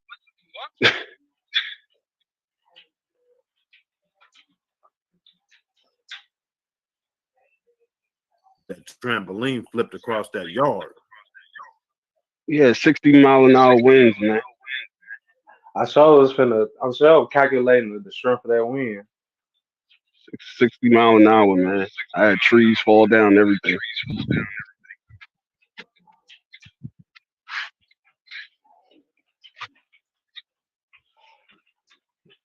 What y'all want to go out? No, let's take the damn dog outside. Yo, Buck, man, I gotta go ahead and fuck me up some food, man. You doing this thing all day, man. I'll tap back in later on if you still on, my brother. Oh yeah, man. Good to have you, man. Hey, man, salute to the chat, salute to the panel, man. Salute all day. Word. Get over there and subscribe to the brother. Right on, right on. You know what I'm saying? Another outlet. If you're looking for some content, you there. We got some good stuff over there. You know what I'm saying? We're getting it in. We're getting it in. So everybody's taking handicap, it sounds like.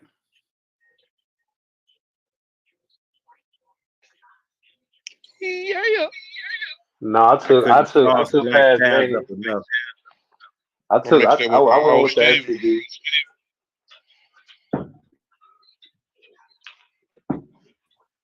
Yeah. Get up in here. Go get Ramona. Get up in here. You know what it is. Buck City. Keys to the city. What it do? Everybody, you dig? We just streamed from Cracking Kennels earlier. Streamed over there. And then I just looped it back over here. You know what I'm saying? So if you jump in, you don't see nothing the first few hours, that's because we was over there. That's where that content's at, man. Go check that out. You know, it's a decent stream. We got it in. One Crew, what up, brother? You know how we do.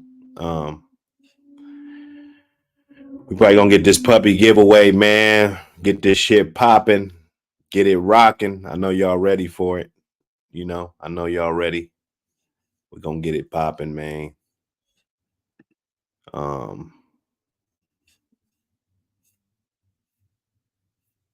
You know how we do on the wake and bake shit. Hit that Cracking Kennel so you guys can be in the building tomorrow early. You know how we do. It's gonna be early. We're gonna be back over there, so tune in so you can get that stream. I may or may not do like I did today and just redirect everybody. You know, I may do that a couple more times just so we can get the hang of it. Get those like buttons, subscribe buttons, all that shit. Share those videos. It's all Team Mike at the end of the day. It's all APBT community, you know, guardians of the breed, people that want to see these dogs around. Want to see good dogs. You know what I'm saying? Oh yeah, fencing. Yeah. Yeah. Yes, sir, man. Hey, man, you guys enjoy that day. Enjoy that day. It's pretty decent out here. It ain't no scorcher. You know, it's probably in the 60s. We just got real mild weather, but the sun is out. You know, it's still some clouds, partly cloudy. But you know, it feels good. You know, you don't need a sweatshirt or nothing, just regular t-shirt and a tank top, man. You good. You good all day. You feel me? Yes, sir. Hamza the Lionhead, man. Tap in, man. Tap in. You know what it is. Tap in. The Tizap in. I got all my info there, plus the IG. You know, I encourage y'all to hit me over there. It's kind of easy to communicate. You know, we could send shit back and forth real fast, pads, different shit, pictures. You know, it's kind of like boom, boom, boom, boom, boom, and then you know, if we're gonna fuck around, we're gonna fuck around. You know what I'm saying? It's kind of easy to do. You feel me? And then you could do your, you know, you can fill it out yourself too. You know, if you want to fuck with it or if you want to exchange phone numbers and, you know, all of that. I'm not tripping. I'm all about positivity. So don't even call me if it's negative. You know, I just don't care. You know, now we get on here, we joke around, we do that. But outside of here, you know, I'm not spending time on negativity. You know, I just can't do that. Hit the like button, subscribe, all of that. You know, get it going. Let me see. I guess I could leave this up for a little bit, but I'm probably just delete them. You feel me? It's an old joint.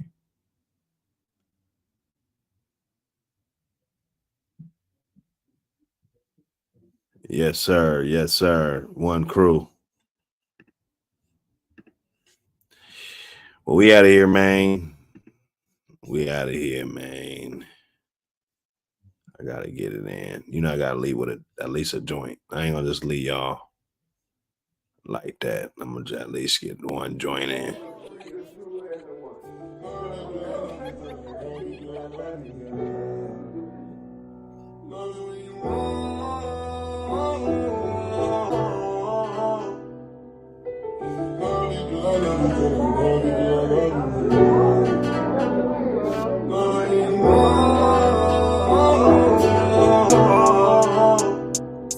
Girl, you know I really need you. You know I really need you. I need you more. Girl, I need you. Girl, I need you. You know I need you more. Girl, you know I really need you. You know I need you more. And you know I need you. You know I need you. You know I need you more. You know I need you more. Girl, I need you more. Wake up, I can't eat without you. I can't even go to sleep without you. Can't remember days that I went without you. I was locked in this cell and I was thinking about you. Listen to me every time nobody listen to me. You had my back every time. You ain't never doubt me. When I didn't have no money, you kept it around me. Every time I was broke, nobody came around me. I tried to leave you, but I came back. Tried to leave, but you came back. I can't change that. All the time that I wasted, I can't get back. I tried to leave you plenty times, but I always came back. Girl, you know I really need you. You know I really need you. I need you more. Girl, I need you. Girl, I need you. You know I need you more. Girl, you know I really need you. You know I need you more. And you know I need you. You know I need you. You know I need you more. You know I need you more. Girl, I need you more. 20 pints, 60K, I spent that on mud. Got an addiction, I get high, I blew that on drugs. Please don't get all in your feelings, baby, I'm a thug. She stay fly, rockin' Christian Dior. I get high up off her energy. I swear I put magazine. And I get sick when I can't score. Watch that drink pour. Too much wacky over icy, it can get you as a brain. I love you more. I'm on the floor. I pop an Adderall, I can't sleep, I can't snore. Secret drinking, popping pills. I swear when I'm high, baby, I love you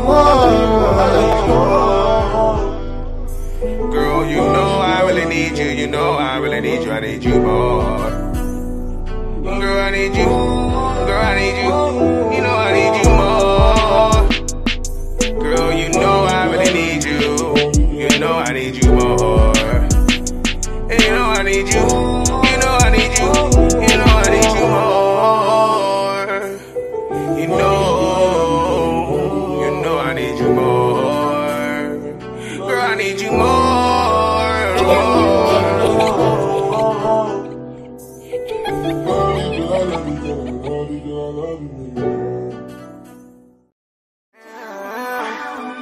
Since day one, I'll never forget where I came from. Been down since day one, sauce like A1, grade A nigga, shoulda went D1. Been in since 13, I was like Lil Mouse. First time I got a banger, put it in somebody's mouth. When I was putting down, bitches wasn't staying down. They was trying to get ghosts, till the money came around. Down from the start, staying down to the finish. Even when the nigga die, I'ma get buried with it, and I can't stop. Gotta stay stove hot. I be in the trap, straight whipping on that stove top.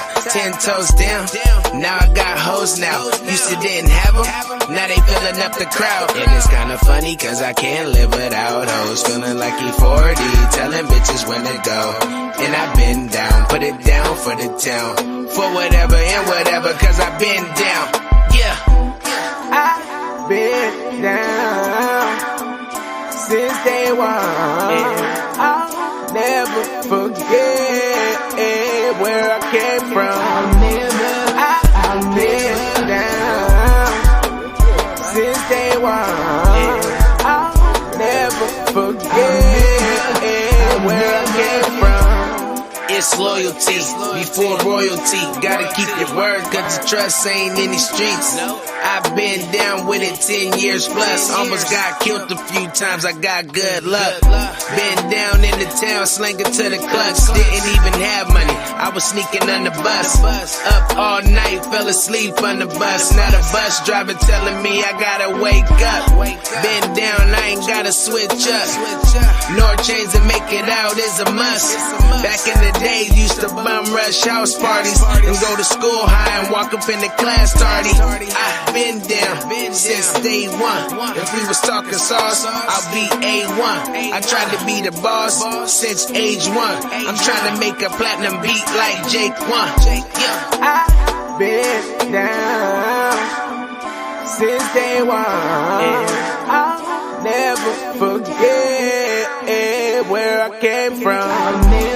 I've been down since day one. I'll never forget where I came from.